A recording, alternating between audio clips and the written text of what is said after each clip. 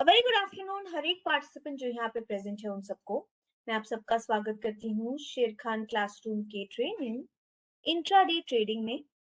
सबसे पहले फ्रेंड्स मैं क्लासरूम को इंट्रोड्यूस करना चाहूंगी।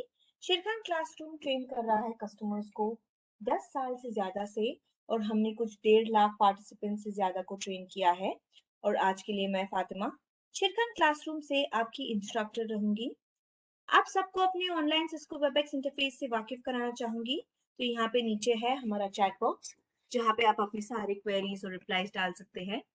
मैं रिक्वेस्ट करूंगी कि आप अपनी सारी queries end of the training में डालें, ताकि हम कहीं पे भी टॉपिक से भटक ना जाए। हम डेफिनेटली सेशन के एंड में क्वेश्चन आंसर राउंड रखेंगे, जहाँ पे आपकी सारी क्वेरीज में एक के बाद एक ले लूंगी। अगर आपको फुल स्क्रीन व्यू देखना है, यहाँ पे ऊपर जाके एक फुल स्क्रीन व्यू भी देख सकते हैं। अगर किसी ने भी वॉइस कॉन्फ्रेंस ज्वाइन नहीं किया है, ये छोटा सा इंस्ट्रक्शन उन सबके लिए है। और अगर आपको कोई भी तरह का ऑडियो टेस्ट लेना है, अगर आप नहीं सुन पा रहे हो मुझे, या फिर कोई भी तरह का ऑडियो इश्यू आ रहा है, आप ऊपर कम्युनिकेट टैब में जाके एक ऑडियो टेस्ट भी ले सकते हैं। तो इसी के साथ कुछ और चीजें मेंशन करना चाहूंगी कि हर एक पार्टिसिपेंट जो ये सेशन ज्वाइन कर रहा है, वो बाय डिफॉल्ट म्यूट मोड पे रहेंगे। तो अगर आपको कोई भी क्वेरीज है, कोई भी रिप्लाईज देने हैं, सिर्फ चैट बॉक्स पे डाल दीजिए और आपके सारे सवालों के जवाब मैं दे दूंगी। अगर किसी भी समय आपके कोई भी सवाल का जवाब मैंने नहीं दिया है, डोंट वरी, या तो मैं सेशन के दौरान कहीं ना कहीं उसे कवर करने वाली हूँ, या फिर सेशन एंड होने से पहले मैं आपके सारे सवालों के जवाब दे दूंगी। तो आपको उसकी फिक्र करने की जरूरत नहीं है। आते हैं की टेकअवेज फ्रॉम द सेशन। क्या क्या चीजें हैं जो हम आज के सेशन में डिस्कस करने वाले हैं फ्रेंड्स। क्योंकि ये इंट्राडे ट्रेडिंग मॉड्यूल है, सबसे पहले हम ये देखेंगे कि इंट्राडे ट्रेड होता क्या है। तो क्या होता है इंट्राडे ट्रेड, उसके लिए क्या टाइम फ्रेम यूज करेंगे आप चार्ट्स के ऊपर, इस सब के बारे में हम यहाँ पे डिस्कस करेंगे। अब ये सेशन टेक्निकल एनालिसिस के ऊपर है, मतलब कि चार्ट्स को देखते हुए आप कैसे एक ट्रेड को एग्जीक्यूट कर सकते हो एक एंट्री स्टॉप लॉस टारगेट के साथ। तो introduction to support and resistance. Support और रेजिस्टेंस पहला टूल है जो हम यूज करने वाले हैं इंट्राडे ट्रेड ढूंढने के लिए। तो क्या होता है सपोर्ट, क्या होता है रेजिस्टेंस, इसके बारे में हम यहाँ पे डिस्कस करेंगे। फिर हम आएंगे इंट्रोडक्शन टू आरएसआई। आरएसआई क्या होता है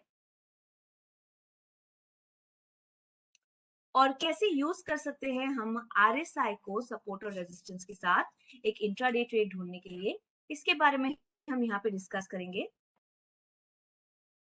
फिर हम आएंगे ट्रेडिंग गाइडलाइंस 1 और ट्रेडिंग गाइडलाइंस 2 पे, जहां पे हम ये डिस्कस करेंगे कि एक बार आपने आइडेंटिफाई कर लिया, मान लीजिए ट्रेड सपोर्ट और रेजिस्टेंस और आरएसआई को यूज करते हुए, तो कहां पे होगी आपकी एंट्री, क्या होगा स्टॉप लॉस और क्या होगा टारगेट। तो एंट्री स्टॉप लॉस टारगेट हम ट्रेडिंग गाइडलाइंस में डिस्कस करेंगे, जिसके बाद हम बहुत ही जरूरी टॉपिक पे आएंगे जो कि है मनी मैनेजमेंट। तो क्या होता है मनी मैनेजमेंट और क्या गाइडलाइंस है मनी मैनेजमेंट के जो हम सजेस्ट करते हैं कि आप फॉलो करो इंट्राडे ट्रेडर के तौर पे, इसके बारे में हम यहाँ पे बात करेंगे। हम देखेंगे कि आप एक बेस्ट ट्रेड कैसे सिलेक्ट करो, और फिर हम एक रिकैप कर लेंगे। तो ये सारी चीजें हम आज के सेशन में डिस्कस करने वाले हैं। सबसे पहले आते हैं what exactly is intraday trading, क्या होता है इंट्राडे ट्रेडिंग उसके ऊपर। तो इंट्राडे जैसे कि नाम ही बताता है आपको कि trading with in a day.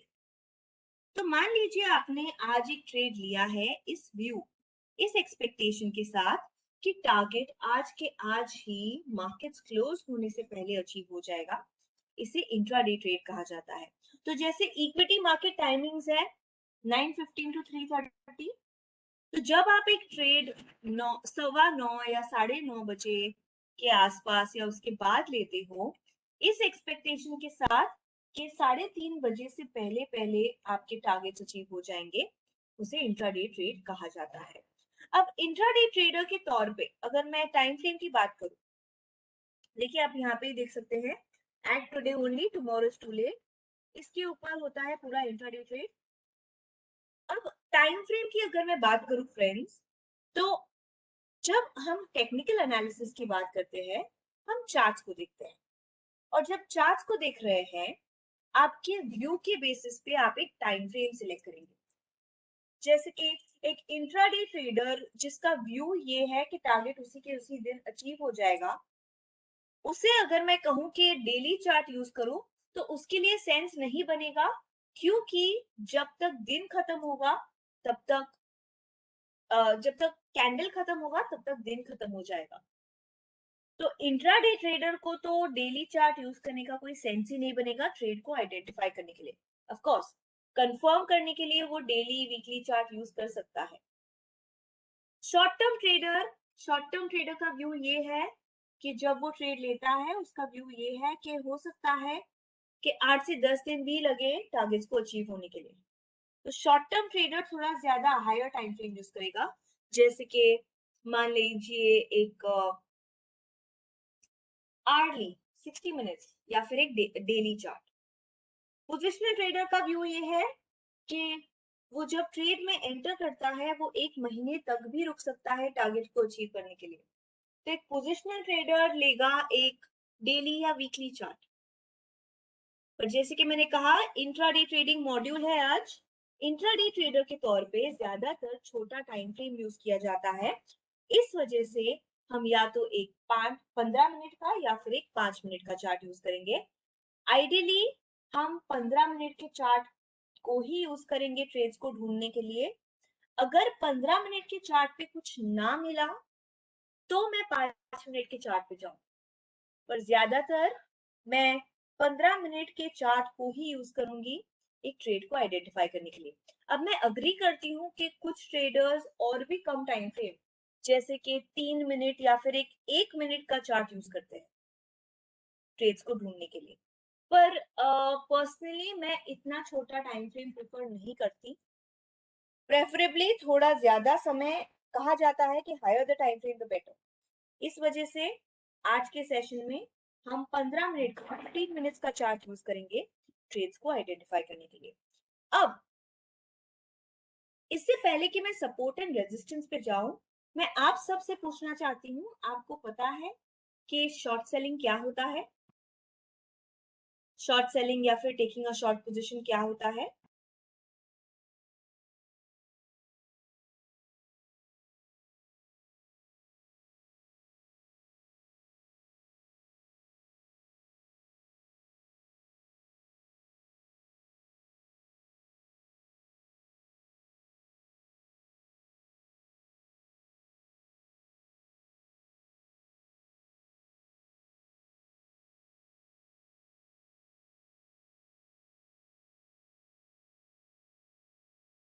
Yes no? क्या आपको पता है कि शॉर्ट सेलिंग होता क्या है? स्टॉक्स को एडवांस सेल करना, ओके।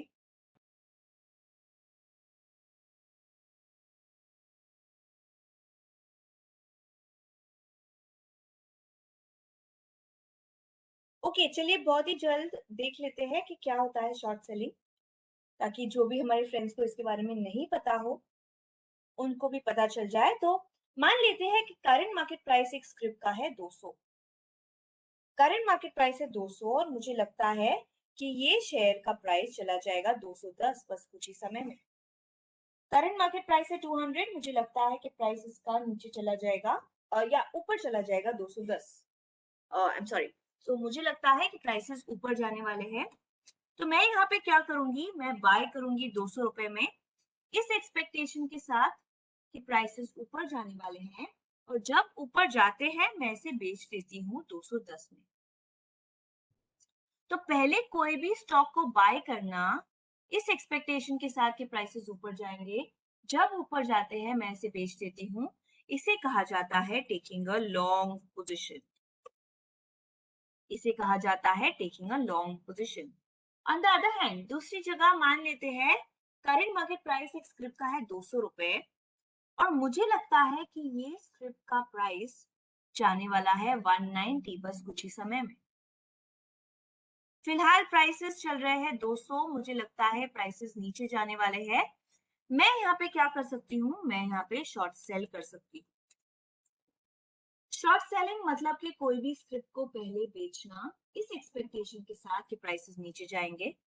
जब नीचे जाते हैं मैं इसे नीचे के लेवल पे बाय कर लेती हूँ। इसे कहा जाता है कवरिंग योर पोजीशन और इसे कहा जाता है टेकिंग अ शॉर्ट पोजीशन। तो फ्रेंड्स, शॉर्ट सेलिंग ऑप्शन जो दिया गया है इसके लिए वो है सैम, सेल अगेंस्ट मार्जिन। तो अगर आप सैम कर रहे हो, अगर आप सेल अगेंस्ट मार्जिन कर रहे हो, मान लेते हैं कि मुझे लगता है कि एबी कैपिटल नीचे जाने वाला है, मैं राइट क्लिक करके अगर सेल अगेंस्ट मार्जिन कर रही हूँ, मतलब कि मैं ये एक्सपेक्ट कर रही हूँ कि ये स्क्रिप्ट का प्राइस नीचे जाने वाला है। पर याद रखिए फ्रेंड्स, इक्विटी में शॉर्ट सेलिंग कंप्लीटली पूरा के पूरा एक इंट्राडे कॉन्सेप्ट है। मतलब कि आपने अगर आज शॉर्ट सेल किया है, आज सेल अगेंस्ट मार्जिन किया है इक्विटी में, तो आज के आज ही मार्केट क्लोज होने से पहले आपको वो आपका पोजीशन कवर करना होगा, आपको बाय लेना होगा, वरना ये एक्सचेंज सेटलमेंट साइकिल के हिसाब से जाएगा और आपका पोजीशन एग्जिट हो जाएगा। पर कोई भी सिचुएशन में, कोई भी केस में आप एक शॉर्ट सेल को एक दिन से ज्यादा नहीं रख सकते। तो अगर आपको एक दिन से ज्यादा शॉर्ट सेल करना है तो आपको वो ट्रेड फ्यूचर एंड ऑप्शन में लेना पड़ेगा। पर इक्विटी में शॉर्ट सेलिंग पूरा के पूरा एक इंट्राडे कॉन्सेप्ट है, ये आपको ध्यान में रखना है। और क्योंकि आज इंट्राडे ट्रेडिंग सेशन है, इसकी वजह से मैं आपको दोनों ही बाय सिग्नल्स भी बताऊंगी, शॉर्ट सेल सिग्नल्स भी बताऊंगी। तो कौन से सिग्नल्स है जो आपको एक बाय पोजीशन देंगे और कौन से ऐसे सिग्नल्स है आरएसआई को यूज करके जो आपको बताएंगे कि यहाँ से आप शॉर्ट सेल ले सकते हो, दोनों ही देखेंगे। पर याद रखिए, इक्विटी में शॉर्ट सेलिंग इंट्राडे कॉन्सेप्ट है, ठीक है। अब कौन कौन से अलग अलग तरह के ऑर्डर्स आप प्लेस कर सकते हो इंट्राडे ट्रेडर के तौर पे, और नॉर्मल कौन से ऑर्डर्स है, सेल अगेंस्ट मार्जिन कैसा ऑर्डर है, सब कुछ ऑब्वियसली फ्रेंड्स, ये सारे के सारे अलग अलग तरह के ऑर्डर्स है जो आप प्लेस कर सकते हो। पर अगर मैं ये सारे ऑर्डर्स ये सेशन में कवर करूंगी तो हमारा टेक्निकल एनालिसिस पार्ट छूट जाएगा। तो इस वजह से मैं आज के सेशन में टेक्निकल एनालिसिस पे ज्यादा कंसंट्रेट करने वाली हूँ। ये हम देखेंगे कि आप कोई भी ट्रेड सिग्नल कैसे आइडेंटिफाई कर सको। अलग अगर आपको ये जानना है कि कौन से अलग अलग तरह के ऑर्डर्स है जो आप प्लेस कर सकते हो, उसके लिए हमारा कंप्लीटली अलग एक मॉड्यूल है, ऑर्डर प्लेसमेंट्स डेमो। तो ये डेमो ट्रेड टाइगर पे भी है, ऐप पे भी है, वेबसाइट पे भी है। जो भी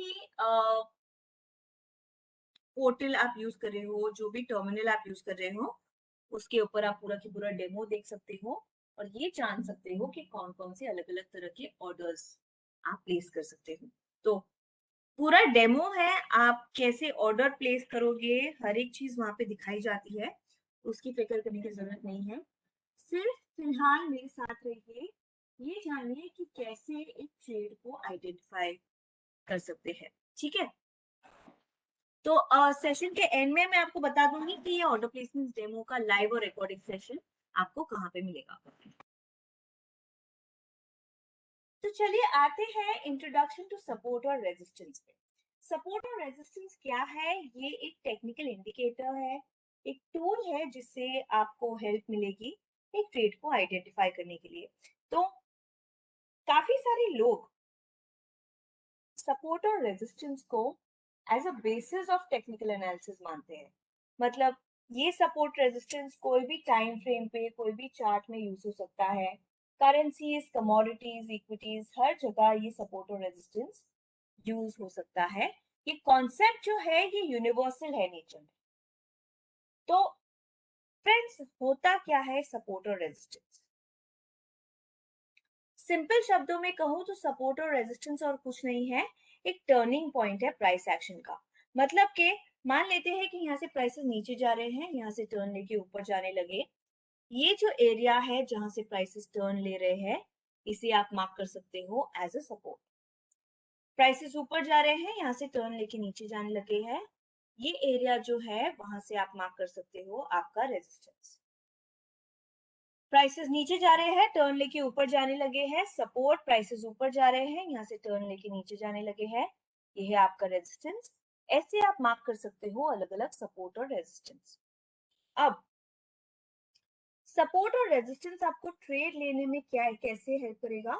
तो फ्रेंड्स, एक थियोरी है, एक अजम्पशन है टेक्निकल एनालिसिस में जो कहता है हिस्ट्री रिपीट्स इटसेल्फ, मतलब जो पहले हो चुका है हो सकता है कि वो आप वापस आगे जाके दोबारा हो। तो अगर प्राइसेस ये लेवल पे गया था, यहाँ से टर्न लेके ऊपर जाने लगा था, वापस अगर प्राइसेस वही सेम लेवल पे आया, तो मैं एक्सपेक्ट कर सकती हूँ कि प्राइसेस यहाँ से टर्न लेके ऊपर जाने लगे। इस वजह से सपोर्ट एरिया आपको देगा एक बाइंग अपॉर्चुनिटी, एक खरीदने की अपॉर्चुनिटी। दूसरी जगह पे अगर प्राइसेस रेजिस्टेंस के आसपास आता है, आप एक्सपेक्ट कर सकते हो कि प्राइसेस टर्न लेके नीचे की तरफ जाने लगे, तो रेजिस्टेंस एरिया आपको आगे जाके दे सकता है आपको एक सेलिंग या फिर एक short selling opportunity. Support area देगा आपको एक बाइंग अपॉर्चुनिटी, रेजिस्टेंस एरिया आपको शॉर्ट सेलिंग अपॉर्चुनिटी देगा, और ऐसे आप मार्क कर सकते हो अलग अलग सपोर्ट और रेजिस्टेंस को। अब चलिए आते हैं चार्ट्स के ऊपर और देखते हैं कि सपोर्ट और रेजिस्टेंस को कैसे मार्क किया जाए। तो ये है हमारे ट्रेड टाइगर का स्क्रीन। फ्रेंड्स, अगर आप ऐप या वेबसाइट से कंफर्टेबल हो, आप वो भी यूज कर सकते हो, कोई दिक्कत नहीं है। मुझे ट्रेड टाइगर पसंद है क्योंकि इसके चार्टिंग फीचर्स काफी अच्छे हैं। तो ट्रेडर के तौर पे जब चार्ट्स आप ज्यादा यूज करते हो तो ये डेफिनेटली काम आता है। अगर मैं डबल क्लिक करती हूँ कोई भी स्क्रिप्ट पे, मान लीजिए निफ्टी पे डबल क्लिक कर रही हूँ, बाय डिफॉल्ट या तो मुझे जो पहले टाइम फ्रेम मैंने यूज किया था या फिर एक 0 मिनट 1 डे का चार्ट यहाँ पे ओपन होता है। तो मैंने यहाँ पे चार्ट ओपन किया है, एक फुल स्क्रीन व्यू ले रही हूँ।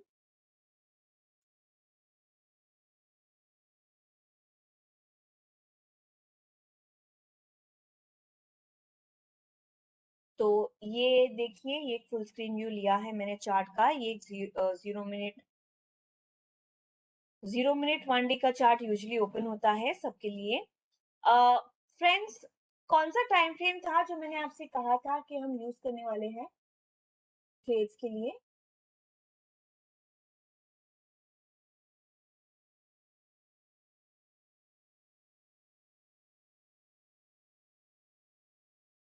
यस, इंट्राडे ट्रेडिंग में कौन सा टाइम फ्रेम यूज करने वाले हैं मैंने कहा था पहले।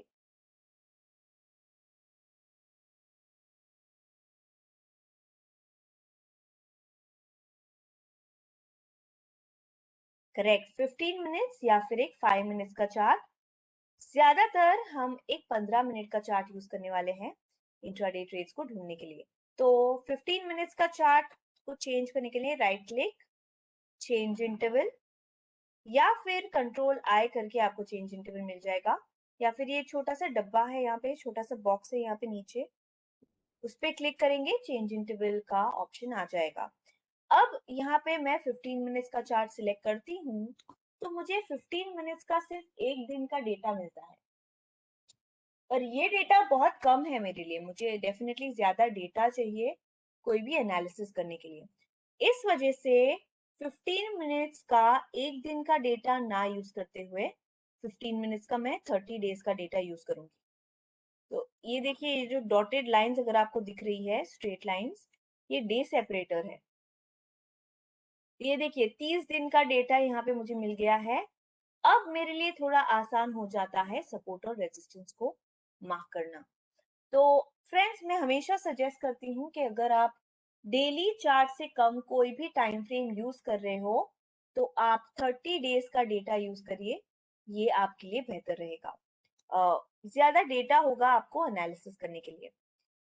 अब मैं अग्री करती हूँ कि काफी सारे ट्रेडर्स जो है वो दूसरे वॉल्यूम्स को यूज करते हैं, या तो कंफर्मेशन के लिए, ट्रेड्स का कंफर्मेशन के लिए, या फिर एक ट्रेड को ढूंढने के लिए। पर पर्सनली कभी कभी मुझे लगता है कि वॉल्यूम्स थोड़े से मिसगाइडिंग हो जाते हैं, फॉल्स सिग्नल्स और फॉल्स इंडिकेशन दे सकते हैं। तो आप इसे यूज भी कर सकते हो, मैं मना नहीं कर रही हूँ। पर्सनली मैं नहीं यूज करती तो मैं इसे निकाल रही हूँ यहाँ पे, ताकि आपको चार्ट क्लियरली दिखे। अब चलिए देखते हैं कि सपोर्ट और रेजिस्टेंस को कैसे मार्क कर सकते हैं। ठीक है, तो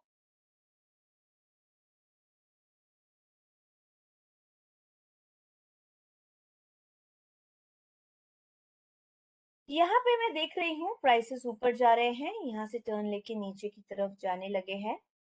मैं मार्क कर सकती हूँ अपना रेजिस्टेंस, उसके लिए कंट्रोल एच। ये देखिए मैंने मार्क कर दिया अपना रेजिस्टेंस। अब प्राइसेस नीचे जा रहे हैं और नीचे, यहाँ से टर्न लेके ऊपर जाने लगे हैं। कंट्रोल एच हॉरिजॉन्टल लाइन के लिए मैंने मार्क कर दिया अपना सपोर्ट। प्राइसेस ऊपर गए, टर्न लेके नीचे आने लगे, रेजिस्टेंस। प्राइसेस नीचे गए हैं, टर्न लेके ऊपर जाने लगे, मैंने मार्क कर दिया अपना सपोर्ट। ऐसे आप मार्क कर सकते हो सपोर्ट और रेजिस्टेंस। अब एक चीज ध्यान रखिए फ्रेंड्स, कि सपोर्ट और रेजिस्टेंस कभी भी एक सिंगल पॉइंट नहीं होता। अगर आपने सुना होगा डिमांड जोन, सप्लाई जोन, ये भी टर्मिनोलॉजीज है। तो जैसे डिमांड जोन है, सप्लाई जोन है, ये एक एरिया होता है। सपोर्ट और रेजिस्टेंस डिमांड और सप्लाई जोन से काफी सिमिलर है। तो सपोर्ट जोन और रेजिस्टेंस जोन होता है, एक एरिया होता है। और जब मैं ये लाइन चार्ट को यूज करती हूँ, मुझे एरिया का तो पता नहीं चलेगा, क्योंकि मैं सिर्फ वो पॉइंट जहां से प्राइसेस टर्न ले रहे हैं, सिर्फ वो पॉइंट आइडेंटिफाई कर पा रही हूँ यहाँ पे। इस वजह से फ्रेंड्स मैं कहूंगी कि काफी सारे ट्रेडर्स भी जो है वो प्रिफर करते हैं लाइन चार्ट को ना यूज करते हुए, वो प्रिफर करते हैं कि वो कैंडल स्टिक चार्ट को यूज करें ट्रेड को आइडेंटिफाई करने के लिए। तो यहाँ पे लाइन चार्ट को हटा के मैं कैंडल स्टिक चार्ट यूज करूंगी, और कैंडल स्टिक चार्ट यूज करते हुए ये मेरे लिए आसान हो जाता है सपोर्ट और रेजिस्टेंस एरिया को ढूंढना। तो right click, chart types, candle sticks, या फिर मैं सिर्फ सी प्रेस करूंगी कीबोर्ड पे, और यहाँ देखिए मुझे मिल जाता है एक candle stick chart.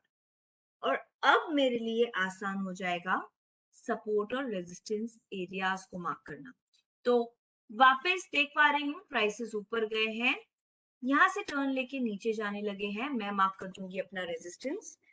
Resistance mark करने के लिए ध्यान दीजिएगा, हाईएस्ट हाई और हाईएस्ट क्लोज को मैं मार्क करूंगी।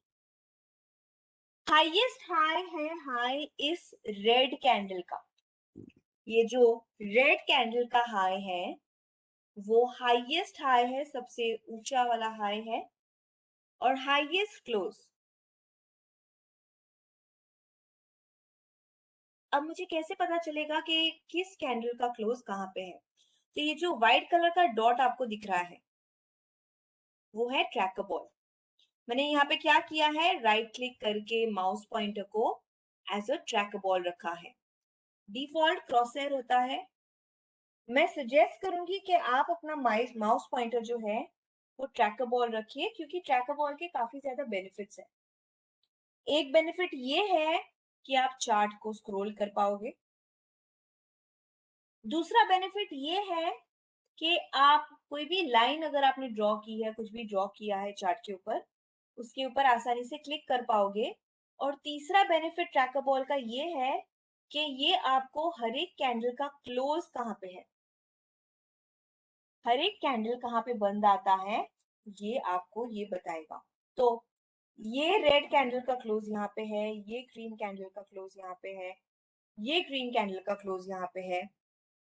हाईएस्ट क्लोज है ये ग्रीन कैंडल का क्लोज, इसे मैं मार्क कर सकती हूँ as a resistance. Highest high, highest close है आपका रेजिस्टेंस। फिर प्राइसेस नीचे जा रहा है, यहां से टर्न लेके ऊपर जाने लगे हैं, मैं मार्क करूंगी अपना सपोर्ट। सपोर्ट मार्क करने के लिए मैं मार्क करूंगी लोएस्ट लो।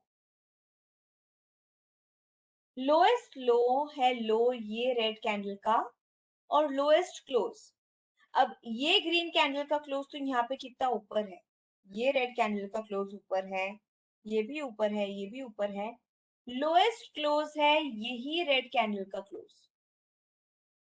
इस वजह से मैं इसे मार्क कर देती हूँ एज अ सपोर्ट। तो टर्निंग एरिया का हाईएस्ट हाई हाईएस्ट क्लोज है आपका resistance, lowest low lowest close है आपका सपोर्ट, और ऐसे मार्क कर सकते हो आप अलग अलग सपोर्ट और रेजिस्टेंस। अब एक चीज ध्यान रखिए फ्रेंड्स के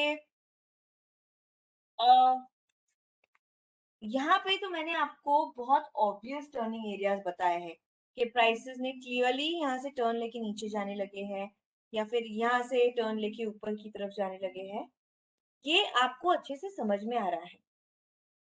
पर जो छोटे छोटे टर्निंग एरियाज है वो भी आप एज अ सपोर्ट या रेजिस्टेंस मार्क कर सकते हो।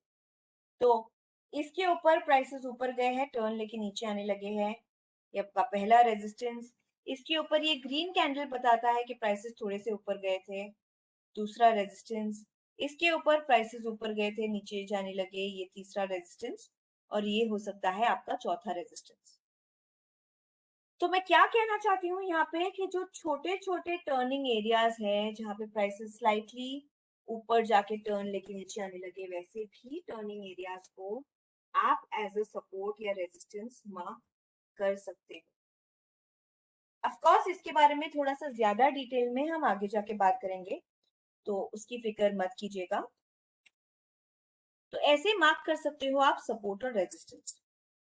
अब आते हैं दूसरे टर्मिनोलॉजी पे जिसे कहा जाता है एरिया ऑफ बेसिंग। क्या किसी को भी कोई भी आइडिया है कि एरिया ऑफ बेसिंग होता क्या है?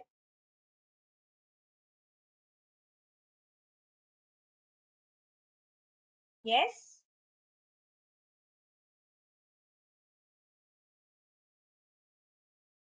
क्या होता है एरिया ऑफ बेसिंग? किसी ने सुना है कभी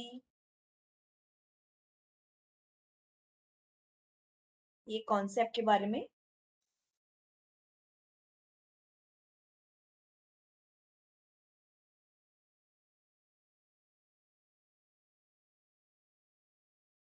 तो एरिया ऑफ बेसिंग को अलग अलग, जैसे कि मैंने कहा, नाम दिए गए हैं। Area of basin, area of consolidation, area of sideways movement. Chart patterns के हिसाब से जाओ तो एरिया या फिर रेक्टेंगल, ये सब क्या है? और कुछ नहीं है पर जब प्राइसेस सिर्फ एक रेंज बाउंड मूवमेंट में काफी समय तक मूव कर रहे हो, इसे कहा जाता है एरिया ऑफ बेसिंग। तो अलग अलग, जैसे कि मैंने कहा, नाम दिए गए हैं। Area of consolidation, sideways movement, ये और कुछ नहीं है, ये है एरिया ऑफ बेसिंग। अब एरिया ऑफ बेसिंग को आप ट्रेड लेने में कैसे यूज करोगे, इससे पहले कि मैं इसके बारे में बात करूं, मैं आपको कुछ और बताना चाहती हूँ सपोर्ट और रेजिस्टेंस के बारे में। तो मान लेते हैं कि यहाँ पे देख पा रही हूँ मैं, प्राइसेस नीचे गए हैं, यहाँ से टर्न लेके ऊपर जाने लगे हैं, कंट्रोल एज, हॉरिजॉन्टल लाइन, मैं मार्क करती हूँ अपना सपोर्ट। फ्रेंड्स, मैं lowest low lowest close highest high highest close यहाँ पे मार्क नहीं कर रही हूँ, क्योंकि मैं सिर्फ आपको एक रेंज बाउंड मूवमेंट बता रही हूँ प्राइसेस का फिलहाल। ओके, प्राइसेस नीचे आए हैं, टर्न लेके ऊपर जाने लगे, प्राइसेस ऊपर गए हैं, टर्न लेके नीचे जाने लगे, मैं मार्क कर देती हूँ अपना रेजिस्टेंस। यहाँ पे मैं देख पा रही हूँ कि प्राइसेस सिर्फ सपोर्ट और रेजिस्टेंस के बीच में काफी समय तक मूव कर रहे हैं, ना तो सपोर्ट को तोड़ रहे हैं प्राइसेस, ना रेजिस्टेंस को तोड़ रहे हैं, सिर्फ एक ही रेंज में काफी समय तक मूव कर रहे हैं। इसे कहा जाता है एरिया ऑफ बेसिक। तो फ्रेंड्स, अगर सपोर्ट और रेजिस्टेंस के बारे में बात करूं, तो मान लेते हैं कि मैंने एक रेजिस्टेंस एरिया मार्क किया है, हाईएस्ट हाई और हाईएस्ट क्लोज। ठीक है, और अब मुझे लगता है कि प्राइसेस एक लेवल के बाद ये रेजिस्टेंस को प्राइसेस ने तोड़ दिया। तो अगर मैंने एक रेजिस्टेंस मार्क किया है और आगे जाके एक लेवल के बाद प्राइसेस रेजिस्टेंस को तोड़ देते हैं, अगर वापस कभी भी प्राइसेस यही रेजिस्टेंस एरिया में आते हैं, मैं एक्सपेक्ट कर सकती हूँ कि यहाँ से प्राइसेस टर्न लेके ऊपर की तरफ चले जाए। मतलब कि रेजिस्टेंस एरिया एक बार टूट गया, आगे जाके ये एज अ सपोर्ट यूज हो सकता है। वैसे ही अगर प्राइसेस सपोर्ट को तोड़ते हैं, ये सपोर्ट एरिया आगे जाके एज अ रेजिस्टेंस यूज हो सकता है। मतलब अगर प्राइसेस ने कभी भी ये सपोर्ट एरिया को तोड़ के और नीचे जाने लगे, मैं एक्सपेक्ट कर सकती हूँ कि अगर प्राइसेस वापस ऊपर आते हैं, यहाँ से टर्न लेके प्राइसेस और ज्यादा नीचे जा सकते हैं। तो ये है सपोर्ट और रेजिस्टेंस के बारे में। पर बेसिंग एरिया की बात करूं फ्रेंड्स, ये पूरा के पूरा बेसिंग एरिया एक लेवल के बाद एज अ सपोर्ट या फिर एक रेजिस्टेंस एरिया मार्क हो सकता है या यूज हो सकता है। मतलब कि तो ये आप देख सकते हैं कि ये एक बेसिंग एरिया है। प्राइसेस एक ही रेंज में, एक सपोर्ट और रेजिस्टेंस के बीच में काफी समय तक मूव कर रहे हैं। एक लेवल के बाद प्राइसेस या तो सपोर्ट या तो रेजिस्टेंस को तोड़ देगा, और यहाँ पे मैंने देखा है, मैं देख पा रही हूँ कि प्राइसेस ने सपोर्ट को तोड़ दिया है और नीचे जाने लगा है। इसका क्या मतलब है? इसका मतलब ये है कि अगर प्राइसेस कभी भी वापस ऊपर आने लगे और इस बेसिंग एरिया के अंदर आए, तो मैं एक्सपेक्ट करूंगी कि प्राइसेस और ज्यादा ऊपर ना चले जाए, पर यही बेसिंग एरिया से कहीं ना कहीं टर्न लेके नीचे जाने लगेंगे। और इस वजह से बेसिंग एरिया एक बार टूट गया, आगे जाके यहाँ पे एज ए रेजिस्टेंस यूज हो सकता है। चलिए देखते हैं क्या होता है।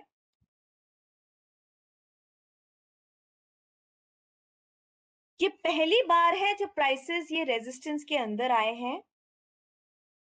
मैं एक्सपेक्ट कर सकती हूँ कि प्राइसेस और ज्यादा ऊपर नहीं जाएंगे, पर ये रेजिस्टेंस एरिया के अंदर अंदर कहीं से टर्न लेके वापस नीचे जाने लगेंगे। तो यहाँ पे शायद मैं एक शॉर्ट सेलिंग अपॉर्चुनिटी ढूंढूंगी, क्योंकि मैं एक्सपेक्ट कर रही हूँ प्राइसेस यहाँ से नीचे जा सकते हैं। और देखिए वही हुआ, प्राइसेस यहाँ से टर्न लेके नीचे जाने लगे हैं।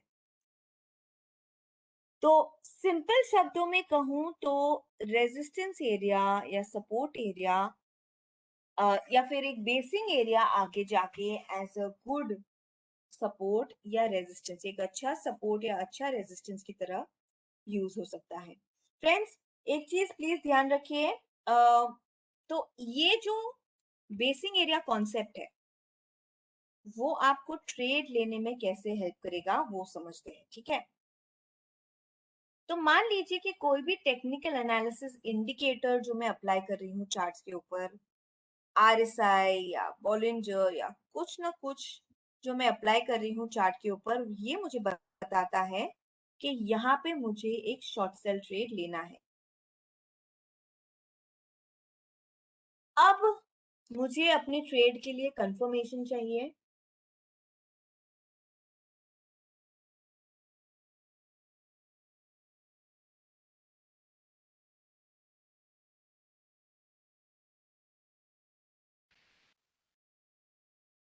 मुझे अपने ट्रेड के लिए एक कंफर्मेशन चाहिए।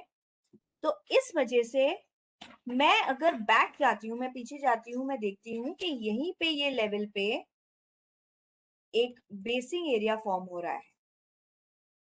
तो ये जो शॉर्ट सेलिंग अपॉर्चुनिटी मुझे मिली है, वो एक प्रायर बेसिंग एरिया पे है, जहां पे मैं एक्सपेक्ट कर सकती हूँ कि प्राइसेस नीचे जाएंगे। और देखिए वही हुआ। तो बेसिंग एरिया जो कॉन्सेप्ट है, ये एक बैक स्टडी की तरह है, as a confirmation of your view act कर सकता है।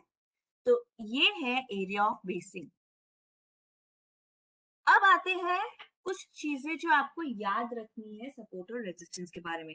सबसे पहले है, सपोर्ट और रेजिस्टेंस वीक हो जाता है। अब मैंने आपको इतना इतना कहा सपोर्ट और रेजिस्टेंस के बारे में, बेसिंग एरिया के बारे में, कि बेसिंग एरिया आगे जाके एज अ सपोर्ट या रेजिस्टेंस यूज हो सकता है, वगैरह वगैरह। मैंने आपको कहा कि सपोर्ट और रेजिस्टेंस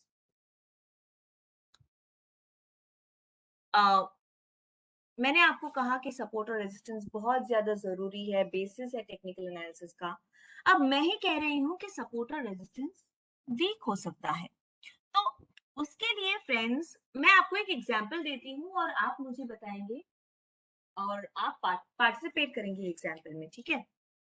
मान लीजिए कि मेरे पास एक हैमर है, एक हथौड़ा है, और मैं उस हैमर को वॉल पे पहली बार मारती हूँ। क्या चांसेस है कि वॉल पहली बार में ही टूट जाएगा?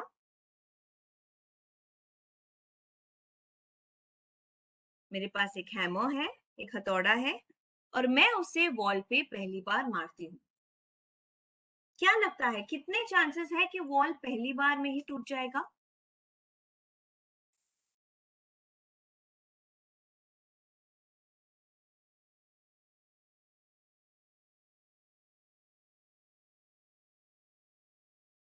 यस, पहली बार में ही क्या वो वॉल टूट जाएगा?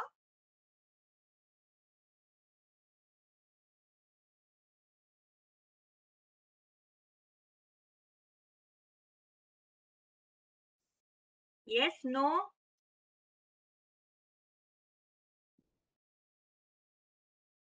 No, right? चांसेस बहुत कम है।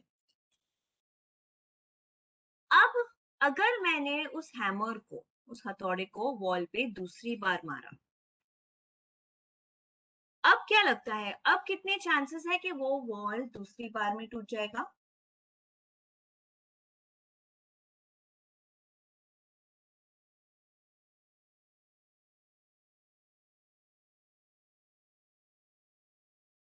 Fifty percent?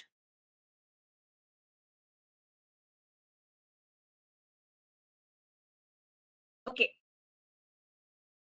एटलीस्ट मुझे ये नहीं पता कि वॉल दूसरी बार में टूटेगा या नहीं टूटेगा, पर एटलीस्ट मैं इतना तो श्योर हूं कि पहले टाइम से तो ज्यादा चांसेस है, पहले टाइम जब मैं मारती हूँ उससे तो ज्यादा चांसेस है सेकेंड टाइम में। That much for sure. उतना पक्का है, राइट? यही कॉन्सेप्ट को मैं अप्लाई करूंगी सपोर्ट और रेजिस्टेंस पे। तो आप प्राइसेस को एज अ हैमर समझिए, सपोर्ट और रेजिस्टेंस को एज अ वॉल समझिए। तो जब प्राइसेस सपोर्ट और रेजिस्टेंस को पहली बार हिट करता है, चांसेस कम है कि प्राइसेस इस सपोर्ट और रेजिस्टेंस को पहली बार में ही तोड़ दे, चांसेस ज्यादा है कि प्राइसेस बाउंस ले ले पहली बार में। इसके लिए मैं इसे सीरियसली लूंगी, मैं यहाँ पे ट्रेड लूंगी। पर जब प्राइसेस सपोर्ट और रेजिस्टेंस को दूसरी बार मारता है या हिट करता है, चांसेस ज्यादा है कि प्राइसेस इस सपोर्ट और रेजिस्टेंस को दूसरी बार में तोड़ दें। इस वजह से मैं यहाँ पे ट्रेड लेना अवॉइड करूंगी। तो हम यहाँ पे एग्जाम्पल को लेके देखते हैं कि ये कॉन्सेप्ट कैसे अप्लाई होगा सपोर्ट और रेजिस्टेंस। तो ये है चार्ट ऑरो फार्मा का। मैं देख पा रही हूँ प्राइसेस यहाँ पे नीचे जा रहे हैं, यहाँ से टर्न लेके ऊपर की तरफ जाने लगे हैं। कंट्रोल एच मैं मार्क कर रही हूँ, lowest low lowest close, prices ऊपर की तरफ जा रहे हैं। अभी भी प्राइसेस ने इस सपोर्ट को टच नहीं किया है। अब ये है पहली बार जब प्राइसेस इस सपोर्ट को टच कर रहा है, पहली बार है जब प्राइसेस इस सपोर्ट के अंदर आता है। चांसेस कम है कि प्राइसेस इस सपोर्ट को पहली बार में ही तोड़ दे। इस वजह से मैं इसे सीरियसली लूंगी। पॉसिबली यहाँ पे मैं एक बाय ट्रेड कंसिडर करूंगी, एक यहाँ पे एक बाय ट्रेड ले सकती हूँ। और चलिए देखते हैं क्या होता है। देखिए प्राइसेस ने बाउंस लिया और काफी ज्यादा ऊपर जाने लगे हैं। पर जब प्राइसेस इस सपोर्ट के आसपास दूसरी बार आते हैं, ये देखिए प्राइसेस सपोर्ट के अंदर दूसरी बार आए हैं। ये था पहली बार, ये था सपोर्ट जो मैंने मार्क किया, ये था पहली बार जब प्राइसेस सपोर्ट के अंदर आए। ये है दूसरी बार जब प्राइसेस सपोर्ट के अंदर आए हैं। चांसेस ज्यादा है कि प्राइसेस इस सपोर्ट को दूसरी बार में तोड़ दे। इस वजह से मैं यहाँ पे एक बाय ट्रेड लेना अवॉइड करूंगी। और देखिए वही हुआ, प्राइसेस ने इस सपोर्ट को तोड़ दिया है और नीचे जाने लगा है। तो अगर मैं सिंपल शब्दों में कहूं तो आप सिर्फ तभी ट्रेड लेंगे जब प्राइस सपोर्ट या रेजिस्टेंस के अंदर पहली बार आता है। जब प्राइसेस सपोर्ट या रेजिस्टेंस के अंदर दूसरी या तीसरी या चौथी बार आएंगे, आप ट्रेड लेना अवॉइड करोगे। और सिर्फ बाय ट्रेड ही नहीं, आप बाय ट्रेड और शॉर्ट सेल ट्रेड दोनों ही लेना अवॉइड करेंगे। तो सिंपल शब्दों में कहूं, सिर्फ तभी ही ट्रेड लेंगे आप जब प्राइसेस सपोर्ट या रेजिस्टेंस के आसपास पहली बार आए। अब फ्रेंड्स मैं एक चीज आपको कहूं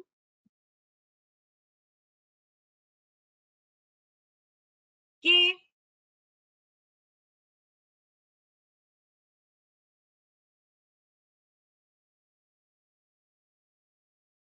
आपको कैसे पता चलेगा कि पहली बार है, दूसरी बार है, या प्राइसेस पहले के बेसिंग एरिया के आसपास आते हैं, या फिर अभी ट्रेड लेने के लिए कौन सा सपोर्ट या कौन सा रेजिस्टेंस को यूज करना चाहिए? तो इसके लिए फ्रेंड्स, ये जो लास्ट पॉइंट है ये सारे आपके सवालों के जवाब दे देगा। ये है recent is equal to stronger.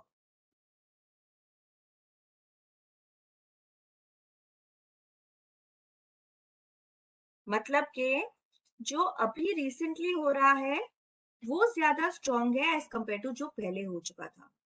तो इसका मतलब ये है कि जब भी आप सपोर्ट और रेजिस्टेंस को भी मार्क करो, देखिए कोई भी तरह का टेक्निकल एनालिसिस, ये साइकोलॉजी वो ट्रेडर के ऊपर, उसके ऊपर डिपेंड करता है।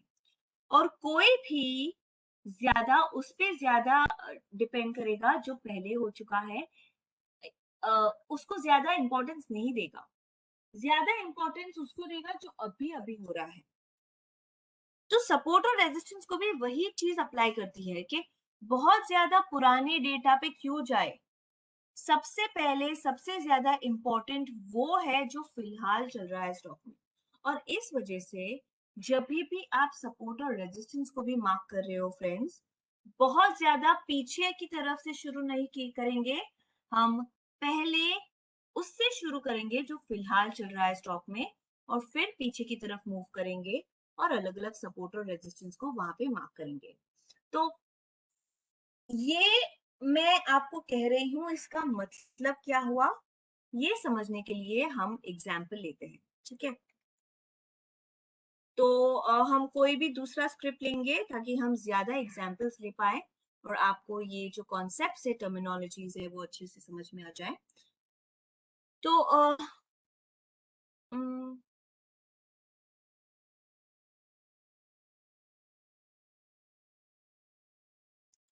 तो कभी भी आप एक चार्ट को ओपन कर रहे हो, सबसे पहले चार्ट को रिफ्रेश करेंगे और सबसे रीसेंट जो चार्ट है, सबसे रीसेंट जो डेटा है उसको ओपन करेंगे। तो यहाँ पे ये है बालकृष्ण का चार्ट।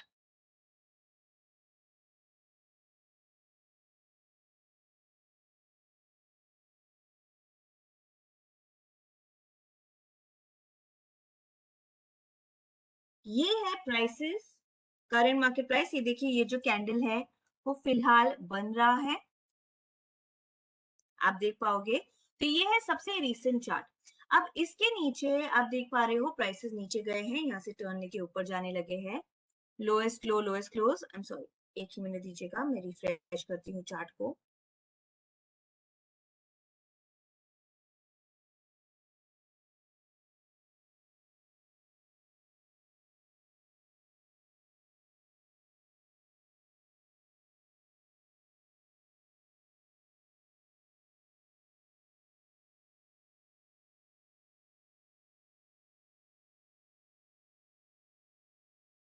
राइट, तो यहाँ पे आप देख सकते हो कि ये जो करंट मार्केट प्राइस है इसके नीचे प्राइसेस नीचे गए हैं, टर्न लेके ऊपर जाने लगे हैं। ये है आपका पहला सपोर्ट। इसके नीचे प्राइसेस नीचे गए हैं, टर्न लेके ऊपर जाने लगे हैं। ये है आपका दूसरा सपोर्ट। पीछे की तरफ जाते हुए इसके नीचे ये छोटा सा जो बेसिंग एरिया है जहां पे प्राइसेस नीचे गए हैं, टर्न लेके ऊपर जाने लगे। तीसरा सपोर्ट। अब ये जो सपोर्ट है जहां पे प्राइसेस नीचे गए हैं, टर्न लेके ऊपर जाने लगे, ये पहले के सपोर्ट पे बना हुआ है। प्राइसेस नीचे यहाँ पे गया था, टर्न लेके ऊपर जाने लगा था, वापस प्राइसेस उसी लेवल पे आके टर्न लेके ऊपर जाने लगे हैं। तो ये जो है ये एक यूज्ड सपोर्ट है। ये सपोर्ट ऑलरेडी एक बार पहले यूज हो चुका है। हमने देखा था कि सपोर्ट और रेजिस्टेंस वीक हो सकता है, इस वजह से ये जो सपोर्ट है अब मैं इसे ज्यादा इंपॉर्टेंस नहीं दूंगी क्योंकि ये अब वीक हो चुका है। और पीछे हुए जाते हुए इसके नीचे प्राइसेस नीचे गए हैं, टर्न लेके ऊपर जाने लगे हैं। देखिए फ्रेंड्स, मैं लोएस्ट क्लोज नहीं मार्क कर रही हूँ क्योंकि अभी अगर मैं लोएस्ट क्लोज हर एक सपोर्ट के लिए मार्क करूं तो बहुत सारी लाइंस हो जाएंगी, आप कंफ्यूज हो जाओगे। पर जब आप ट्रेड ले रहे हो, ट्रेड लेते समय लोएस्ट क्लोज वो एरिया ऑफ सपोर्ट और एरिया ऑफ रेजिस्टेंस मार्क करेंगे। रेजिस्टेंसेस की बात की जाए तो करंट मार्केट प्राइस के ऊपर प्राइसेस ऊपर गए हैं, टर्न लेके नीचे जाने लगे हैं। ये है आपका पहला रेजिस्टेंस। ये रेजिस्टेंस ही पहले के रेजिस्टेंस पे बना हुआ है, मतलब कि प्राइसेस यहाँ पे ऊपर गए थे, टर्न लेके नीचे जाने लगे। यहाँ पे प्राइसेस उसी लेवल पे टर्न लेके नीचे जाने लगे हैं। तो पहला रेजिस्टेंस ही आपका वीक रेजिस्टेंस है। इसके ऊपर छोटा सा बेसिंग एरिया, प्राइसेस ये कुछ समय के लिए रेंज बाउंड मूवमेंट में मूव कर रहे हैं। दूसरा रेजिस्टेंस, इसके ऊपर प्राइसेस ऊपर गए हैं, टर्न लेके नीचे आने लगे। तीसरा रेजिस्टेंस, आई एम सॉरी, मैंने टाइम फ्रेम रूल से चेंज कर दिया है यहाँ पे।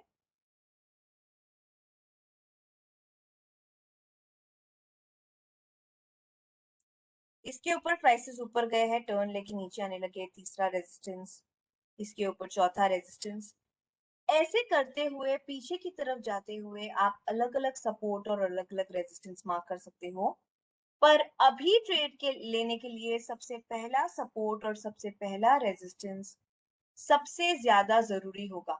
ऑफ कोर्स अगर पहला सपोर्ट या पहला रेजिस्टेंस ही वीक है तो दूसरे सपोर्ट के ऊपर आप ज्यादा ध्यान देंगे।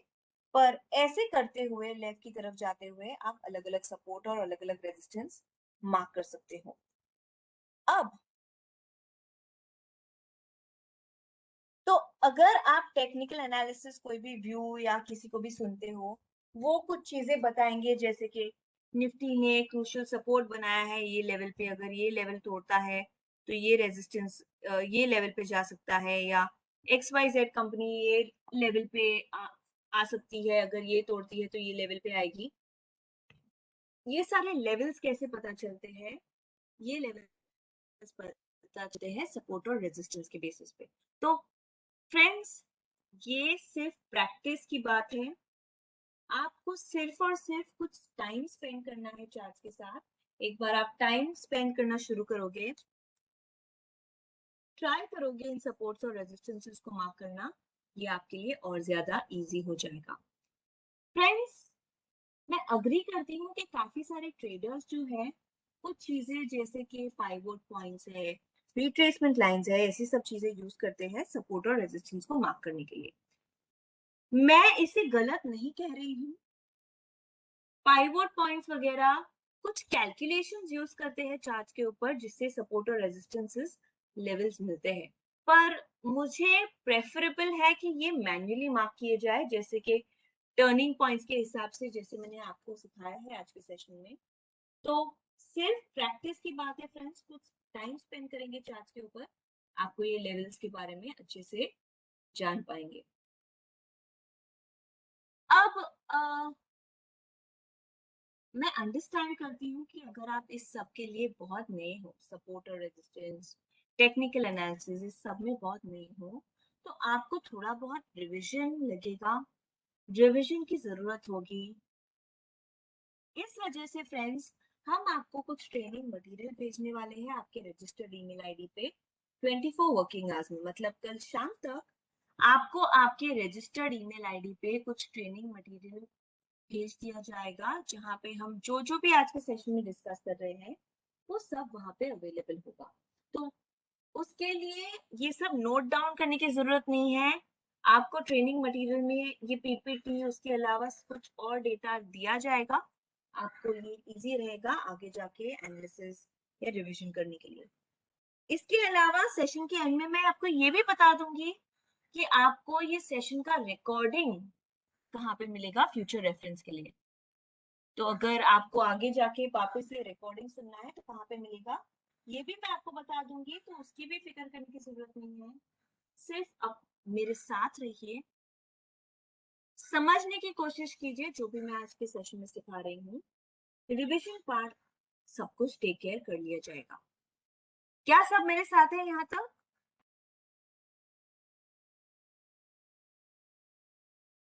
यस, सब मेरे साथ है यहाँ तक? फ्रेंड्स, सिर्फ एक या दो पार्टिसिपेंट ही एक्टिव है चैट बॉक्स पे, बाकी सब मेरे साथ है।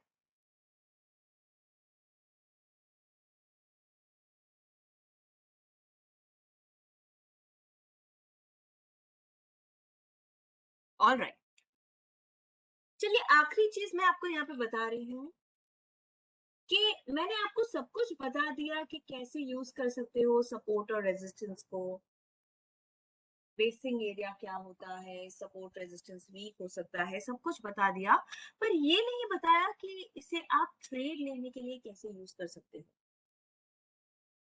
तो इस वजह से फ्रेंड्स मैंने एक्चुअली ये पर्पसली किया है, क्योंकि सपोर्ट और रेजिस्टेंस बहुत ही जरूरी टूल है, इंडिकेटर है, पर सिर्फ और सिर्फ सपोर्ट और रेजिस्टेंस के बेसिस पे एक ट्रेड लेना मैं फिर भी सजेस्ट नहीं करती। तो सपोर्ट और रेजिस्टेंस को आप यूज करोगे और ये अभी भी बहुत ज्यादा जरूरी है, पर कोई दूसरे टेक्निकल इंडिकेटर के साथ, और वो जो टेक्निकल इंडिकेटर हम आज के सेशन में डिस्कस करने वाले हैं वो है आरएसआई। तो क्या होता है आरएसआई? आरएसआई एक टेक्निकल इंडिकेटर है जो इंट्रोड्यूस किया गया था मिस्टर बिल्डर द्वारा, और उन्होंने कैलकुलेशन किया था प्राइसेस के ऊपर कुछ इस तरह कि आरएसआई 100 के ऊपर ना जाता, ना तो 0 के नीचे जाता। आरएसआई सिर्फ और सिर्फ 0 एंड 100 के बीच में ऑसिलेट करता, और क्योंकि ये 0 एंड 100 के बीच में ऑसिलेट करता है, इसे प्राइस ऑसिलेटर भी कहा जाता है। पर आरएसआई आपको ट्रेड लेने में कैसे हेल्प करेगा, तो ये समझने के लिए चलिए एक एग्जांपल मैं आपको देती हूँ। ठीक है, आरएसआई आपको ओवरबॉट एंड ओवरसोल्ड रीजन देता है। अब ओवरबॉट एंड ओवरसोल्ड रीजन क्या होता है, तो मान लेते हैं कि अगर टमाटर मार्केट में 15 रुपए किलो मिल रहे हैं, तो क्या ये महंगा है या सस्ता? 15 रुपया किलो टमाटर महंगा है या सस्ता?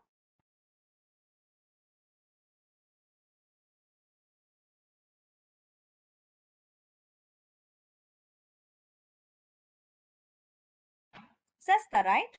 ओके। अगर टमाटर 100 रुपए किलो में मिल रहे हैं तो महंगा है या सस्ता? 100 रुपए किलो में महंगा है या सस्ता?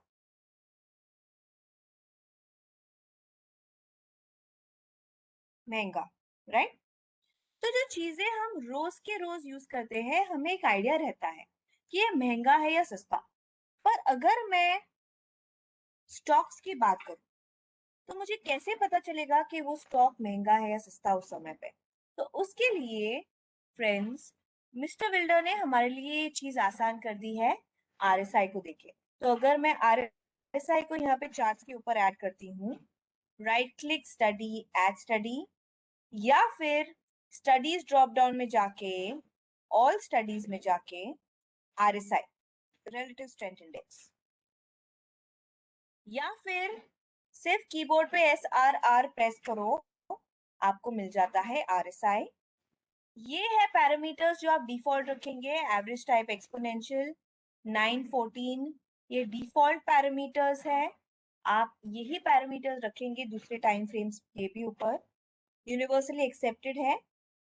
ओवरबॉट ओवरसोल्ड, अब सब ग्राफ में जाके मैं थोड़ा सा लाइंस को थिक कर रही हूँ, आपको ये करने की जरूरत नहीं है, ये सिर्फ ताकि आप चार्ट पे इसे क्लियरली देख पाओ। तो मैं कहती हूँ अप्लाई, और ये देखिए ऐसा कुछ दिखता है आरएसआई।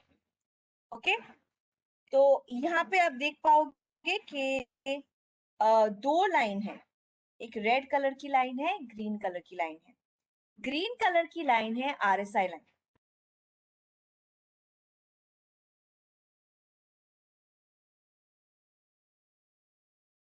ग्रीन कलर की लाइन है आरएसआई लाइन, रेड कलर की लाइन है एवरेज आरएसआई लाइन। वापस रिपीट करूंगी, ग्रीन कलर की लाइन है आरएसआई, रेड कलर की लाइन है एवरेज ऑफ आरएसआई। अब यहाँ पे व्हाइट डॉटेड लाइंस आपको 3 दिखेगी। तो अलग अलग लोग इस इंडिकेटर को अलग अलग तरीके से यूज करते हैं। जैसे कि कुछ लोग ये मिडिल लाइन को रखते हुए कहेंगे कि अगर ग्रीन लाइन, मिडिल लाइन मतलब ये 50 की लाइन को के ऊपर जाता है, मतलब यहाँ पे एक बाय है। और अगर ग्रीन लाइन 50 की लाइन के नीचे जाता है तो वहां पे एक शॉर्ट सेल है। कुछ लोग रेड और ग्रीन लाइन क्रॉसओवर की वेट करेंगे, मतलब कि रेड लाइन ग्रीन लाइन के ऊपर जाता है मतलब short cell, green line red line के ऊपर जाता है मतलब एक बाय ट्रेड। तो कभी कभी ये रेड और ग्रीन लाइन क्रॉसओवर काम कर जाता है, पर ज्यादातर जब मार्केट साइडवेज में मूव करता है, जैसे कि यहाँ पे ये देखिए, यहाँ पे एक शॉर्ट सेल आया, फिर एक बाय आया, फिर शॉर्ट सेल, वापस बाय, वापस शॉर्ट सेल। तो एक साइडवेज मार्केट में जहाँ पे प्राइसेस एक बेसिंग एरिया के जैसे बना रहा है, रेड और ग्रीन लाइन क्रॉसओवर बहुत सारे फॉल्स सिग्नल देगा, मिडिल लाइन क्रॉसओवर भी बहुत सारे फॉल्स सिग्नल देगा। तो ये दोनों चीजें हम नहीं यूज करने वाले हैं, हम कुछ और यूज करने वाले हैं जिसे कहा जाता है डाइवर्जेंसेस। और डाइवर्जेंसेस के लिए फ्रेंड्स, ना तो मुझे ये 50 लाइन की जरूरत है, ना तो ये रेड लाइन की जरूरत है। तो मैं यहाँ पे आरएसआई पे डबल क्लिक करते हुए रेड लाइन को यहाँ पे डी सिलेक्ट करती हूँ, निकाल रही हूँ। स्टडी पैरामीटर्स में मैं मिडिल लाइन को निकाल रही हूँ और कहूंगी अप्लाई। और ये देखिए काफी क्लीन चार्ट है, और ये मुझे इतना ही काफी है कोई भी तरह के ट्रेड्स लेने के लिए। अब फ्रेंड्स, मिस्टर विल्डर कहते हैं कि अगर आरएसआई ये 70 लाइन के ऊपर जाता है, मतलब जो ये स्क्रिप्ट है वो ओवरबॉट है। ओवरबॉट मतलब महंगी है, और क्योंकि महंगी है मैं वहां पे शॉर्ट सेल ले सकती हूँ। मिस्टर बिल्डर कहते हैं कि अगर आरएसआई ये 30 लाइन के नीचे जाता है तो स्क्रिप्ट ओवरसोल्ड है। ओवरसोल्ड मतलब कि सस्ता है, क्योंकि सस्ता है मैं वहां पे एक बाय ट्रेड ढूंढूंगी। वापस रिपीट करती हूँ, 70 के ऊपर ओवरबॉट, ओवरबॉट मतलब महंगा, और क्योंकि महंगा है मैं शॉर्ट सेल ले सकती हूँ। 30 के नीचे ओवरसोल्ड, ओवरसोल्ड मतलब सस्ता, और वहां पे मैं एक बाय ट्रेड ले सकती हूँ। मिस्टर वेल्डर कहते हैं कि अगर आरएसआई 70 और 30 के बीच में है तो वहां पे कोई ट्रेड नहीं बनता। ट्रेड सिर्फ तब ले जब स्क्रिप्ट या तो ओवरबॉट या तो ओवरसोल्ड रीजन में हो, मतलब कि या तो 70 के ऊपर आरएसआई हो या 30 के नीचे आरएसआई हो। अब ये पूरे के पूरे चार्ट में, यहाँ पे 5-6 दिन का मैंने चार्ट लिया है, क्या आप मुझे बता सकते हैं कि कितनी बार ये स्क्रिप्ट ओवरसोल्ड रीजन में है, मतलब के 30 के नीचे आया है आरएसआई? सिर्फ एक बार यहाँ पे, और ओवरसोल्ड भी सिर्फ एक बार यहाँ पे। तो एक ट्रेडर के तौर पे मान लीजिए बालकृष्ण मेरा फेवरेट स्क्रिप्ट है, मुझे डेफिनेटली ज्यादा चांसेस चाहिए बाय और सेल करने की, पर सिर्फ एक ही अपॉर्चुनिटी मिल रही है बाय करने की और एक आध दो ही अपॉर्चुनिटी मिल रही है शॉर्ट सेल करने की, मेरे लिए एज अ ट्रेडर बहुत फ्रस्ट्रेटिंग हो सकता है। इस वजह से हम as per Indian markets parameters को थोड़ा सा ज्यादा चेंज करते हैं।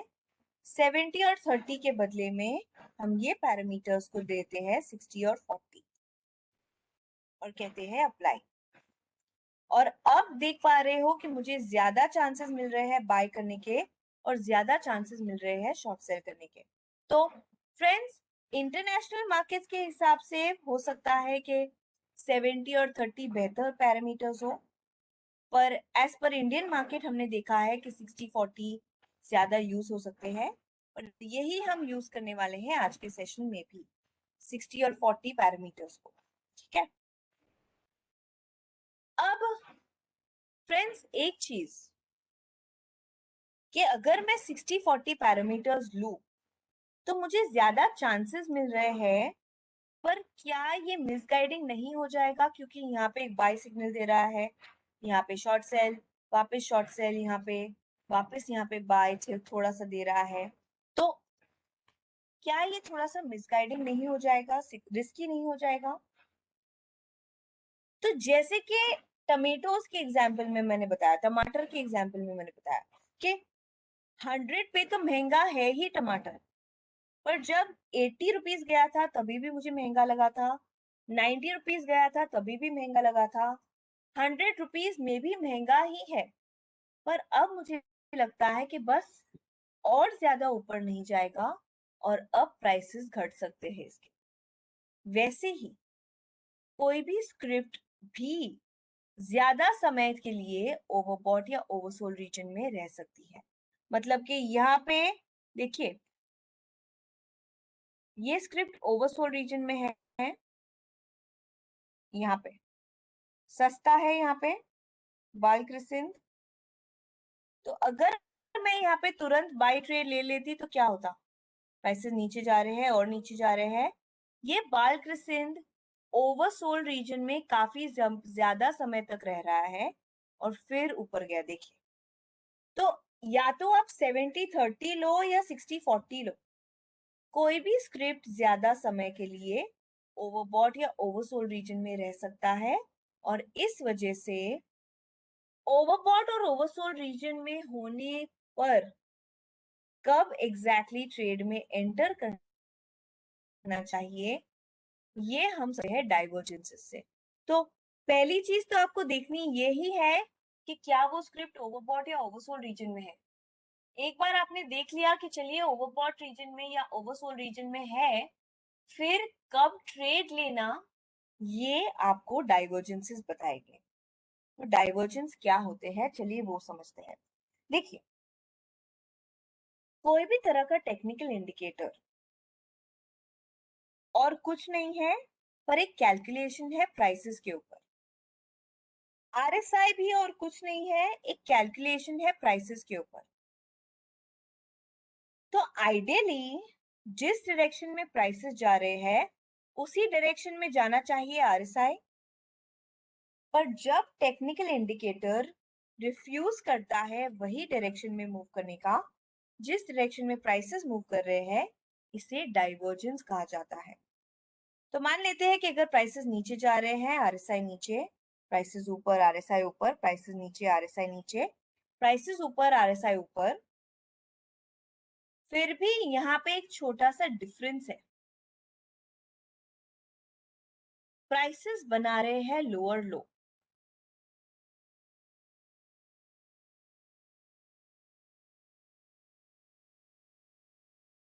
आरएसआई इंडिकेटर है, आरएसआई डाइवर्जेंस, ये आपको देखना है एक डाइवर्जेंस जहां पे आप ट्रेड ले सकते हो ये आरएसआई को देखते हुए। तो यहाँ पे मैंने चार्ट के ऊपर आरएसआई को डाल दिया है। पर जब ओवरबॉट ओवरसोल्ड रीजन में है कब एग्जैक्टली ट्रेड लेना, ये आपको डाइवर्जेंसेस बताएंगे।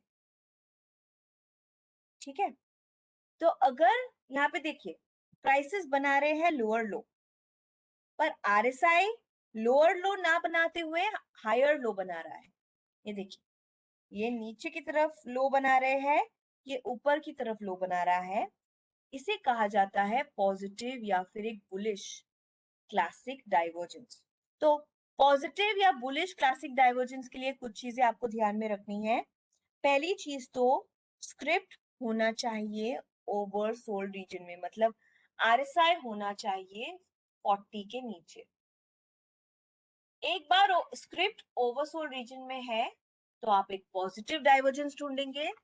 पॉजिटिव डाइवर्जेंस के लिए आप कंपेयर करेंगे प्राइसेस के लोस को आरएसआई के लोस के साथ, और जब ये कनेक्ट करते हो ये बनाता है close mouth narrowing towards the end. ये है एक पॉजिटिव क्लासिक डाइवर्जेंस। दूसरी जगह पे मान लेते हैं प्राइसेस ऊपर, आरएसआई ऊपर, प्राइसेस नीचे, आरएसआई नीचे, प्राइसेस ऊपर, आरएसआई ऊपर, प्राइसेस नीचे, आरएसआई भी नीचे की तरफ जा रहा है। यहाँ पे भी एक छोटा सा डिफरेंस है, प्राइसेस बना रहे हैं हायर हाई, आरएसआई बना रहा है लोअर हाई। प्राइसेस बना रहे हैं हायर हाई, आरएसआई बना रहा है लोअर हाई। ये है एक बेरिश या फिर एक नेगेटिव क्लासिक डाइवर्जेंस। तो बेरिश या नेगेटिव क्लासिक डाइवर्जेंस के लिए कुछ चीजें ध्यान में रखनी है। पहली चीज तो स्क्रिप्ट होना चाहिए ओवरबॉट रीजन में, मतलब RSI 60 के ऊपर होना चाहिए। जब ये ओवरबॉट रीजन में है, आप एक नेगेटिव डाइवर्जेंस ढूंढेंगे। नेगेटिव डाइवर्जेंस के लिए आप कंपेयर करोगे प्राइसेस के हाइस को RSI के हाइस के साथ, और जब आप इसे कनेक्ट करते हो ये एक ओपन माउथ बनाता है, वाइडनिंग टुवर्ड्स द एंड। ये है एक बेरिश या फिर एक नेगेटिव क्लासिक डाइवर्जेंस। चलिए इसके कुछ एग्जांपल्स लेते हैं चार्ट्स के ऊपर, ताकि ये जो कॉन्सेप्ट्स है ये आपको अच्छे से समझ में आ जाए। तो चलिए चार्ट्स के ऊपर ही जाते हैं, एक ही मिनट दीजिएगा। अदानी एंटरप्राइजेस का आप देख पा रहे हो। पहली चीज तो कि ये जो अदानी एंटरप्राइजेस है वो ओवरसोल्ड रीजन में है। ओवरसोल्ड मतलब कि RSI 40 के नीचे है। क्योंकि ये RSI 40 के नीचे है, मैं यहाँ पे एक पॉजिटिव डाइवर्जेंस ढूंढूंगी। पॉजिटिव डाइवर्जेंस के लिए मैं कंपेयर करूंगी प्राइसेस के लोज को। तो ये देखिए प्राइसेस बना रहे हैं लोअर लो, पर RSI दूसरी जगह पे बना रहा है हायर लो। प्राइसेस बना रहे हैं लोअर लो, RSI बना रहा है हायर लो। ये देखिए ये पहला लो, ये दूसरा लो, प्राइसेस नीचे की तरफ लो बना रहे हैं। पहला लो दूसरा लो, RSI ऊपर की तरफ लो बना रहा है। ये क्लोज्ड माउथ बना रहा है, नैरोइंग टुवर्ड्स द एंड, जैसे कि यहाँ नीचे ऊपर नीचे ऊपर। ये है एक पॉजिटिव क्लासिक डाइवर्जेंस। अब इसे क्लासिक डाइवर्जेंस क्यों कह रही हूँ? क्योंकि जब डाइवर्जेंस दो कैंडल के बीच में या फिर दो कैंडल से ज्यादा 8 से 10 कैंडल के बीच में हो, उसे क्लासिक डाइवर्जेंस कहा जाता है। तो यहाँ पे 3 कैंडल इन्वॉल्व है, इसके लिए इसे क्लासिक डाइवर्जेंस कहा गया है। और ये आपको बताएगा कि यहाँ से प्राइसेस नीचे की तरफ जा सकते हैं। तो ये था एक पॉजिटिव क्लासिक डाइवर्जेंस। चलिए नेगेटिव क्लासिक डाइवर्जेंस भी देखते हैं। तो नेगेटिव क्लासिक डाइवर्जेंस, पहली चीज तो नेगेटिव क्लासिक डाइवर्जेंस के लिए आपको देखनी है कि क्या वो स्ट्रिप्ट ओवरबॉट या ओवरसोल्ड रीजन में है क्या। तो चलिए यहाँ पे एक एग्जांपल लेते हैं। ABB। ABB में यहाँ पे पहली चीज तो मैं क्लियरली देख पा रही हूँ कि RSI क्लियरली ओवरबॉट रीजन में है। ओवरबॉट मतलब कि 60 के ऊपर है RSI। क्योंकि ओवरबॉट रीजन में है, मैं एक नेगेटिव डाइवर्जेंस ढूंढूंगी। नेगेटिव डाइवर्जेंस के लिए मैं कंपेयर करूंगी प्राइसेस के हाइस को। तो कंट्रोल F, प्राइसेस बना रहे हैं higher high. Control F, RSI दूसरी जगह पे बना रहा है लोअर हाई। ये देखिए दो कैंडल से ज्यादा 3 कैंडल यहाँ पे इन्वॉल्व है। जब डाइवर्जेंस दो कैंडल से ज्यादा 8 से 10 कैंडल तक के बीच में है, उसे क्लासिक डाइवर्जेंस कहा जाता है। फ्रेंड्स, क्लासिक डाइवर्जेंस अगर 10 कैंडल से ज्यादा के बीच में अगर डाइवर्जेंस है, तो आप वो ट्रेड लेना अवॉइड करेंगे, क्योंकि शायद उधर रिस्क रिवॉर्ड रेशियो अच्छा खासा ना भी हो। तो वापस रिपीट करूंगी, जब डाइवर्जेंस दो कैंडल से ज्यादा 8 से 10 कैंडल के बीच में हो, उसे क्लासिक डाइवर्जेंस कहा जाता है। ये है नेगेटिव क्लासिक डाइवर्जेंस। और वो जो हमने देखा था इसके पहले ओवरसोल्ड रीजन में, वो है पॉजिटिव क्लासिक डाइवर्जेंस। पर एक और भी तरह का डाइवर्जेंस है जो देखा गया है, जिसे कैंडल डाइवर्जेंस कहा जाता है फ्रेंड्स। तो कैंडल डाइवर्जेंस मतलब कि जब आप डाइवर्जेंस देखते हो सिर्फ दो कैंडल्स के बीच में। क्लासिक डाइवर्जेंस, जब डाइवर्जेंस दो से ज्यादा कैंडल 8 से 10 कैंडल के बीच में हो, उसे क्लासिक डाइवर्जेंस कहा जाता है। कैंडल डाइवर्जेंस मतलब जब डाइवर्जेंस सिर्फ दो कैंडल के बीच में हो और आप उसे कंपेयर कर रहे हो RSI के लोज के साथ, नहीं RSI के स्लोप के साथ, उसे कैंडल डाइवर्जेंस कहा जाता है। चलिए एग्जाम्पल्स को लेते ही आप हम ये कॉन्सेप्ट समझते हैं, ताकि आपको ये क्लियरली समझ में आ जाए। ये है ABFRL का चार्ट, मैं देख पा रही हूँ यहाँ पे क्लियरली ये स्क्रिप्ट ओवरसोल्ड रीजन में है, RSI 40 के नीचे है। यहाँ पे मैं पॉजिटिव डाइवर्जेंस चुनूंगी। पॉजिटिव डाइवर्जेंस के लिए मैं कंपेयर करूंगी प्राइसेस के लोज को। तो प्राइसेस बना रहे हैं लोअर लो, RSI का स्लोप ऊपर की तरफ जा रहा है। प्राइसेस बना रहे हैं लोअर लो, RSI का स्लोप ऊपर की तरफ जा रहा है। देखिए यहाँ पे मैं सिर्फ दो कैंडल्स को कंपेयर कर रही हूँ, RSI के लोज के साथ नहीं, RSI के स्लोप के साथ। इसे एक कैंडल डाइवर्जेंस कहा जाता है। तो कैंडल डाइवर्जेंस वो डाइवर्जेंस है जो सिर्फ दो कैंडल्स के बीच में है और उसे स्लोप के साथ कंपेयर करते हुए एक open mouth narrowing towards the and या फिर close mouth opening towards the and मिलता है। जबकि क्लासिक डाइवर्जेंस दो कैंडल के बीच में से ज्यादा 8 से 10 कैंडल के बीच में उसे क्लासिक डाइवर्जेंस कहा जाता है। तो चलिए एक नेगेटिव कैंडल डाइवर्जेंस भी देखते हैं ताकि ये जो कॉन्सेप्ट है आपको अच्छे से समझ में आ जाए। का ही ये स्क्रिप्ट में, ये स्क्रिप्ट पहली चीज तो आप नोटिस करोगे कि काफी ज्यादा ओवरबॉट हो गई है। यहाँ पे देखिए अराउंड 80-85 के आसपास है। मैं यहाँ पे एक नेगेटिव डाइवर्जेंस ढूंढूंगी। नेगेटिव डाइवर्जेंस के लिए मैं कंपेयर करूंगी प्राइसेस के हाईज को। तो प्राइसेस बना रहे हैं हायर हाई, RSI का स्लोप नीचे की तरफ जा रहा है। प्राइसेस बना रहे हैं हायर हाई, RSI का स्लोप नीचे की तरफ जा रहा है। इसे कहा जाता है एक नेगेटिव कैंडल डाइवर्जेंस। अब डाइवर्जेंसेस तो देख लिए, पर इसको देखते हुए ट्रेड कैसे लिया जाए। तो ट्रेडिंग गाइडलाइंस 1 आपको बताएगा कि आपका ट्रेड क्या होगा जब आप एक क्लासिक डाइवर्जेंस देखते हो। क्लासिक डाइवर्जेंस मतलब कि पहली तरह का डाइवर्जेंस, दो से ज्यादा कैंडल, 8 से 10 कैंडल के बीच में। तो आप 15 मिनट या फिर एक 5 मिनट का चार्ट यूज करेंगे, ऐड करेंगे RSI, क्लासिक डाइवर्जेंसेस देखेंगे बिलो एंड अबव 40-60 RSI, फिर लॉन्ग ट्रेड एंट्री। एक पॉजिटिव क्लासिक डाइवर्जेंस के बाद आप लॉन्ग करोगे इमीडिएट एरिया ऑफ रेजिस्टेंस के पास। स्टॉप लॉस होगा आपका इमीडिएट बॉटम, टारगेट होगा next area of resistance. Short trade entry, negative classic divergence के बाद आप शॉर्ट करोगे इमीडिएट एरिया ऑफ सपोर्ट के नीचे।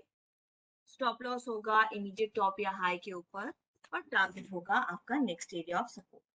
तो चलिए एग्जाम्पल्स को लेके ही देखते हैं कि ये डाइवर्जेंसेस आप कैसे यूज कर सकते हो। एक और बहुत अच्छा एग्जाम्पल देखा था मैंने एक क्लासिक डाइवर्जेंस का, तो उस चार्ट के ऊपर आते हैं।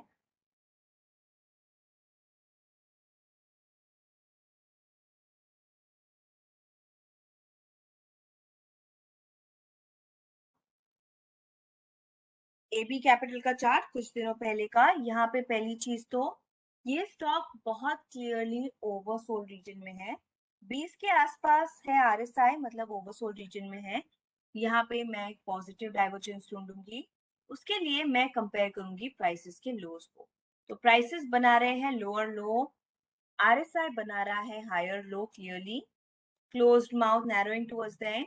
ये है एक positive classic divergence. Friends, entry, ये दोनों कैंडल के बीच में जो भी हाईएस्ट पॉइंट है जिसे इमीडिएट एरिया ऑफ रेजिस्टेंस कहा जाता है, उसके ऊपर होगी आपकी एंट्री। ये दोनों कैंडल्स के बीच में जो भी लोएस्ट पॉइंट है उसके नीचे होगा आपका स्टॉप लॉस। और याद है मैंने कहा था कि सपोर्ट और रेजिस्टेंसेस बहुत ज्यादा जरूरी है। तो एंट्री पॉइंट के ऊपर प्राइसेस ऊपर गए हैं, टर्न लेके नीचे आने लगे हैं, हाईएस्ट हाई हाईएस्ट क्लोज, ये है आपका टारगेट। तो next resistance area, entry point के ऊपर नेक्स्ट रेजिस्टेंस एरिया वो हो जाता है आपका टारगेट। एक और बार रिपीट करूंगी, ये दोनों कैंडल्स के बीच में हाईएस्ट पॉइंट, उसके ऊपर है आपकी एंट्री। ये दोनों कैंडल्स के नीचे सबसे लोएस्ट पॉइंट, उसके नीचे है आपका स्टॉप लॉस। एंट्री पॉइंट के ऊपर प्राइसेस ऊपर जा रहे हैं, टर्न लेके नीचे आने लगे हैं, ये आपका रेजिस्टेंस एरिया है, रेजिस्टेंस हो जाता है आपका टारगेट। अब फ्रेंड्स, बेस्ट टाइम ट्रेड में एंटर करने के लिए इंट्राडे में है जब भी आपको एंट्री 2 बजे, इक्विटी में तो 2 बजे के पहले अगर आपको एंट्री मिल रही है तभी ही आप ट्रेड लेंगे, वरना आप ट्रेड लेना अवॉइड करेंगे।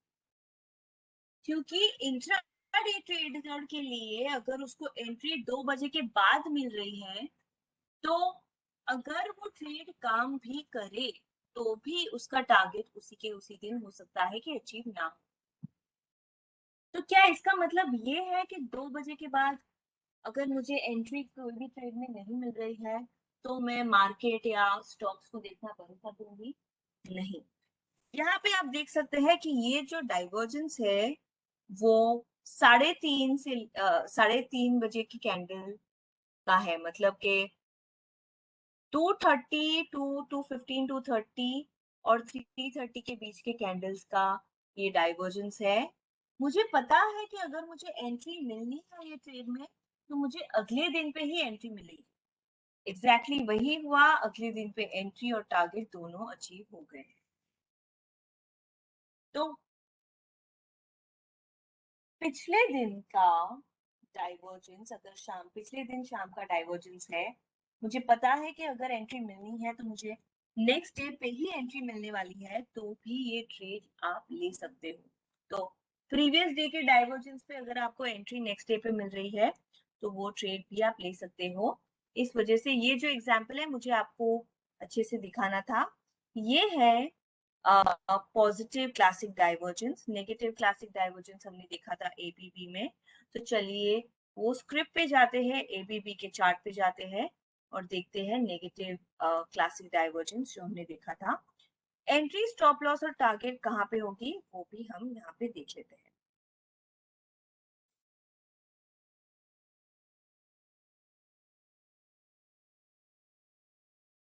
राइट, तो ये था नेगेटिव क्लासिक डाइवर्जेंस जो हमने देखा था एबीपी में। फ्रेंड्स, ये दोनों कैंडल्स के बीच में जो भी लोएस्ट पॉइंट है जिसे इमीडिएट सपोर्ट एरिया कहा जाता है, ये दोनों कैंडल्स के बीच में जो भी लोएस्ट पॉइंट है उसके नीचे होगी आपकी एंट्री। ये दोनों कैंडल्स के बीच में जो भी हाईएस्ट पॉइंट है उसके ऊपर होगा आपका स्टॉप लॉस। और एंट्री पॉइंट के नीचे ये जो स्मॉल बेसिंग एरिया है जहां पे प्राइसेस एक रेंज बाउंड मूवमेंट में मूव कर रहे हैं, ये होगा आपका टारगेट। तो अगर आपको थोड़ा सा सेफ रहना है तो स्टार्टिंग ऑफ द बेसिंग के लिए, और थोड़ा अग्रेसिव रहना है तो इमीडिएट सपोर्ट एरिया के नीचे आप अपना टारगेट रख सकते हो। तो ये दोनों कैंडल्स के बीच में लोएस्ट पॉइंट, उसके नीचे एंट्री। ये दोनों कैंडल्स के बीच में हाईएस्ट पॉइंट, उसके ऊपर स्टॉप लॉस। एंट्री के नीचे ये जो इमीडिएट सपोर्ट है ये आपका टारगेट। एंट्री आपको मिल गई है और देखिए उसी दिन पे टारगेट अचीव हो गए हैं। तो ये होगा आपका ट्रेड जब आप एक क्लासिक डाइवर्जेंस देखते हो। अब ट्रेडिंग गाइडलाइंस 2 ये बताएगा कि आपका ट्रेड क्या होना चाहिए जब आप एक कैंडल डाइवर्जेंस देखते हो। तो आप 15 मिनट का चार्ट यूज करेंगे, 5 मिनट्स का चार्ट कैंडल डाइवर्जेंस के लिए तो आप अवॉइड करेंगे। ऐड करेंगे आरएसआई, कैंडल डाइवर्जेंसेस 40-60 के अबाव या बिलो ढूंढेंगे। फिर entry, long trade. Positive candle divergence के बाद आप लॉन्ग करेंगे, आप बाय करेंगे सेकेंड कैंडल के हाई के ऊपर। स्टॉप लॉस होगा सेकेंड कैंडल के लो के नीचे, टारगेट होगा next resistance area. Short trade entry, negative candle divergence के बाद आप शॉर्ट करोगे सेकेंड कैंडल के लो के नीचे। स्टॉप लॉस होगा सेकेंड कैंडल के हाई के ऊपर और टारगेट होगा आपका नेक्स्ट रेजिस्टेंस एरिया। तो ये होगा आपका ट्रेड जब आप एक कैंडल डाइवर्जेंस देखते हो। चलिए ये देखते हैं कि आप इसे चार्ट्स के ऊपर कैसे मार्क कर सकते हो। अमराजा बैटरी में पॉजिटिव कैंडल डाइवर्जेंस का ये एग्जाम्पल मैं इसलिए ले रही हूँ ताकि आपको ये पता चले कि अगर कोई भी स्क्रिप्ट बस थोड़ा सा ओवरबॉट या थोड़ा सा ओवरसोल्ड रीजन में हो फिर भी आप वो ट्रेड ले सकते हैं। तो प्राइसेस यहाँ पे बना रहे हैं लोअर लो।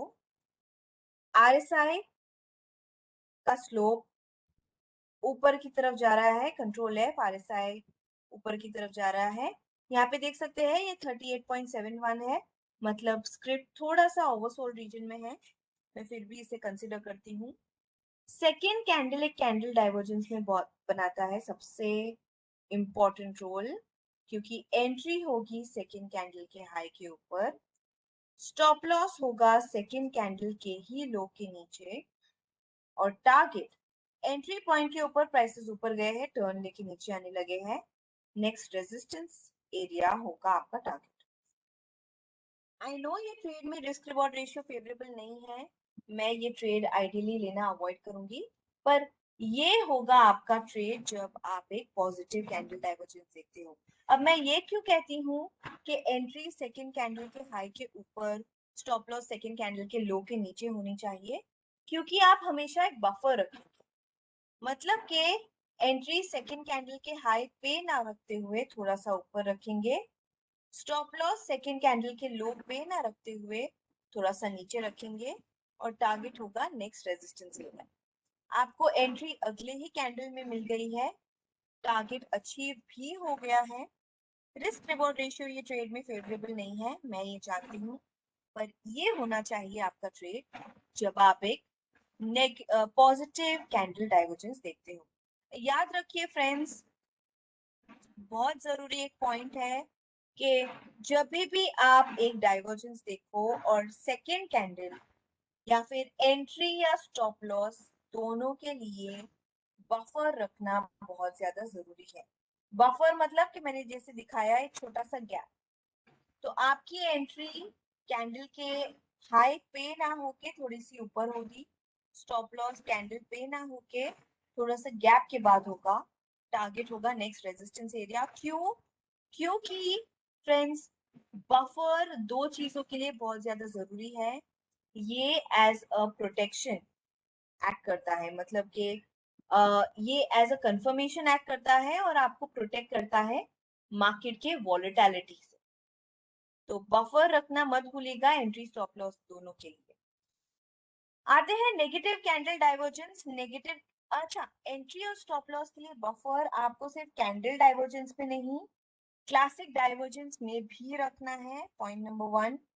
पॉइंट नंबर 2 के अगर आपको कहीं पे भी क्लासिक और कैंडल डाइवर्जेंस दोनों दिखे और आपको दोनों में से चूज करना है, आप क्लासिक डाइवर्जेंस को चूज करेंगे कैंडल डाइवर्जेंस के अगेंस्ट, क्योंकि क्लासिक डाइवर्जेंस क्योंकि ज्यादा कैंडल्स को इन्वॉल्व करता है, ये एक हायर प्रोबेबिलिटी ट्रेड कहा जाता है।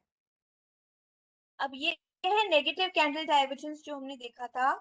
सेकेंड कैंडल जैसे कि मैंने कहा बहुत ही इंपॉर्टेंट रोल प्ले करता है, एंट्री होगी सेकेंड कैंडल के लो के नीचे, स्टॉप लॉस होगा सेकेंड कैंडल के ही हाई के ऊपर, और टारगेट होगा नेक्स्ट सपोर्ट एरिया।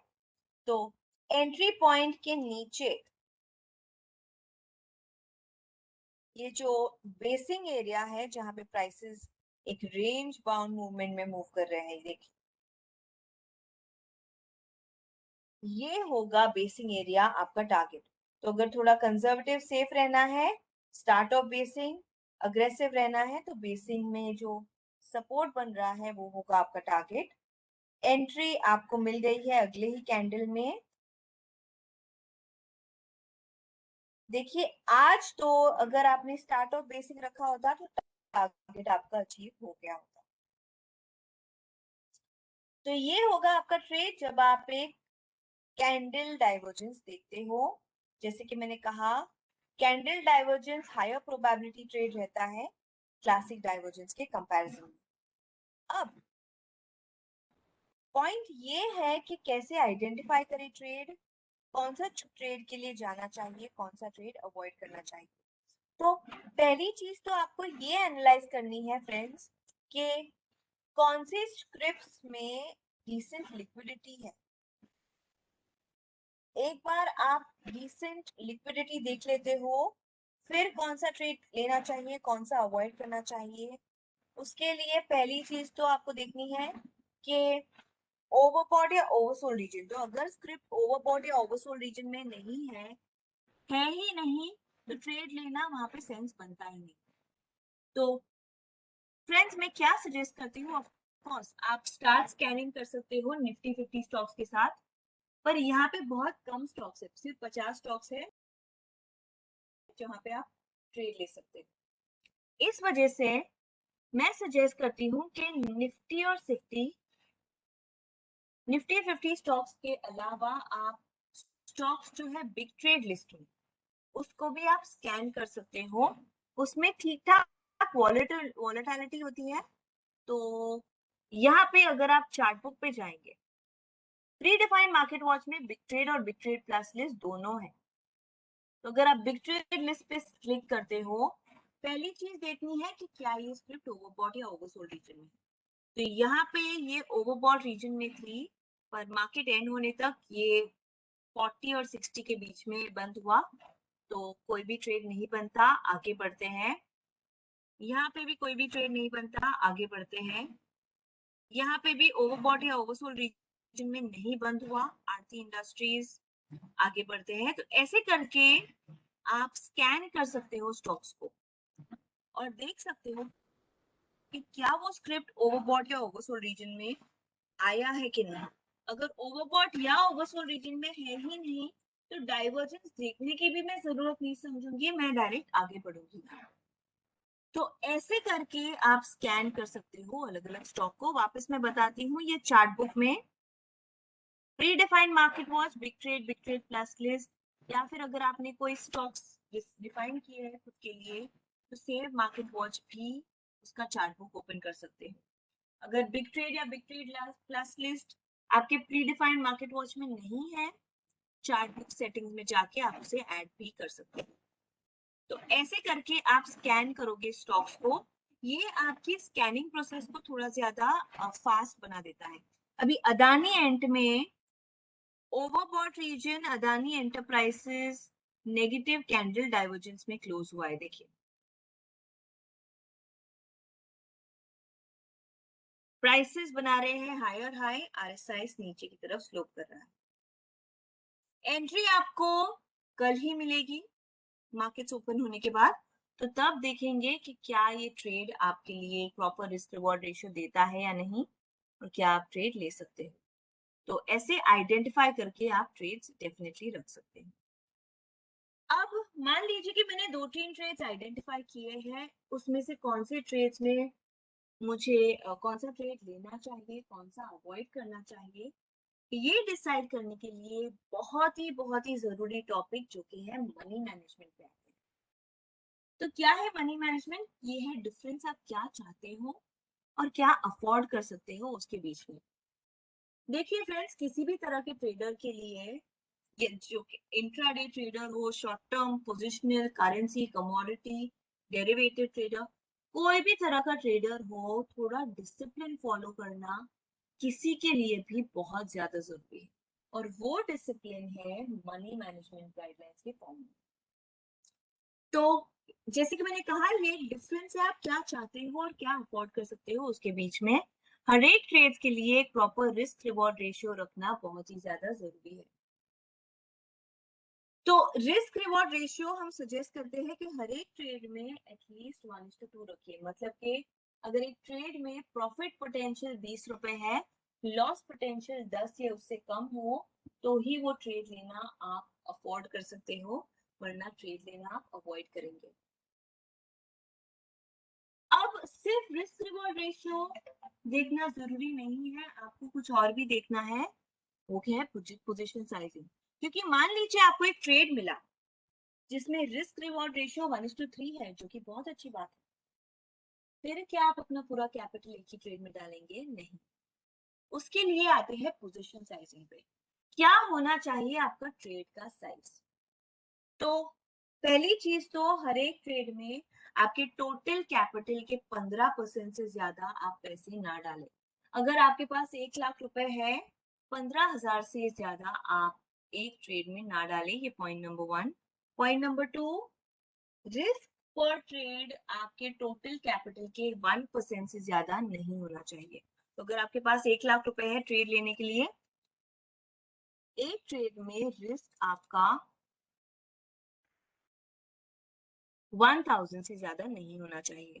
फ्रेंड्स, अगर आप एक अग्रेसिव ट्रेडर हो, आप ज्यादा रिस्क ले सकते हो, तो आप कैपिटल रिस्क 2% और यूज ऑफ कैपिटल 20% तक रख सकते हैं, उससे ज्यादा ना जाए।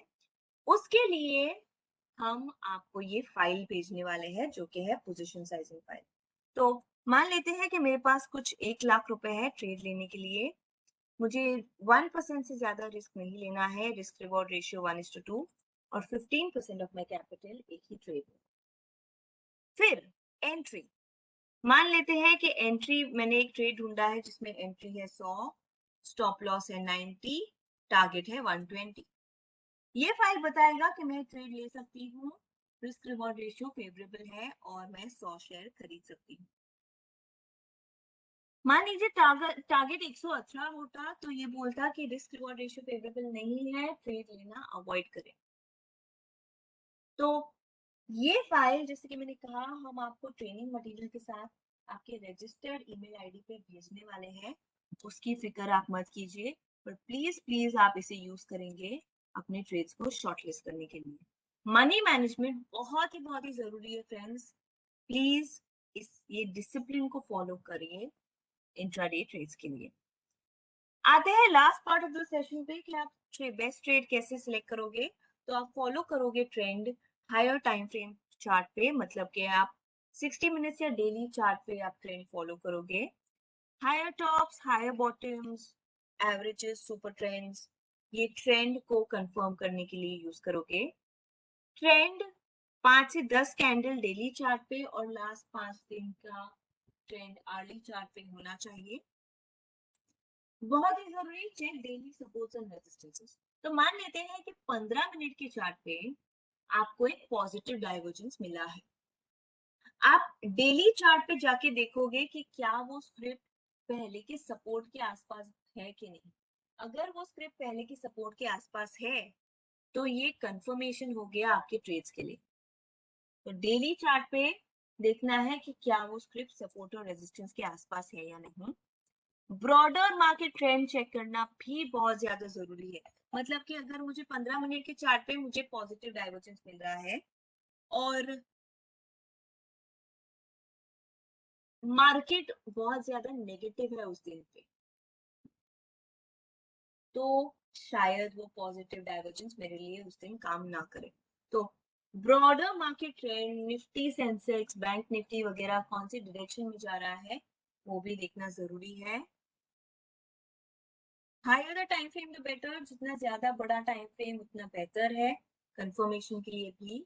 Last but not the least, बहुत ही ज्यादा जरूरी है, do not trade beyond your daily stop loss limit. मतलब अगर आपने डिसाइड किया है कि एक दिन पे 3000 या 5000 से ज्यादा रिस्क नहीं लेना है, वो लॉस लिमिट टच हो गई है, उस दिन के लिए ट्रेड लेना अवॉइड करें। ये कुछ बहुत ही जरूरी पॉइंट्स थे फ्रेंड्स। इसी के साथ आते हैं एंड ऑफ द ट्रेनिंग पे। चलिए एक क्विक रिकैप लेते हैं इससे पहले कि हम क्वेश्चंस पे जाएं। हमने पहले देखा कि आप कैसे ट्रेड आइडेंटिफाई कर सकते हो आरएसआई डाइवर्जेंस के साथ। पॉजिटिव डाइवर्जेंस जब आरएसआई 40 के नीचे, नेगेटिव डाइवर्जेंस जब आरएसआई 60 के ऊपर हो। रेजिस्टेंस के ऊपर बाय किया हमने, सपोर्ट के नीचे शॉर्ट सेल किया। हाई के ऊपर बाय और शॉर्ट सेल लो के नीचे किया कैंडल डाइवर्जेंस में। सपोर्ट और रेजिस्टेंस को यूज किया टारगेट्स और स्टॉप लॉसेस को अप्लाई करने के लिए। और एंड में बहुत ही ज्यादा जरूरी टॉपिक जो कि है मनी मैनेजमेंट के बारे में हमने डिस्कस किया। तो आते हैं सेशन के एंड में। Thank you so much friends मेरे साथ अंत तक बने रहने के लिए। एंड आई रियली होप कि सेशन आप सबके लिए इंफॉर्मेटिव रहा हो। अगर आपको कोई भी क्वेरीज है क्लासरूम रिलेटेड तो आप हमें कभी भी लिख सकते हो classroom@sherkhan.com पे और हम डेफिनेटली रिवर्ट करेंगे। कोई भी दूसरे क्वेरीज है तो आप कस्टमर सर्विस में कॉल कर सकते हो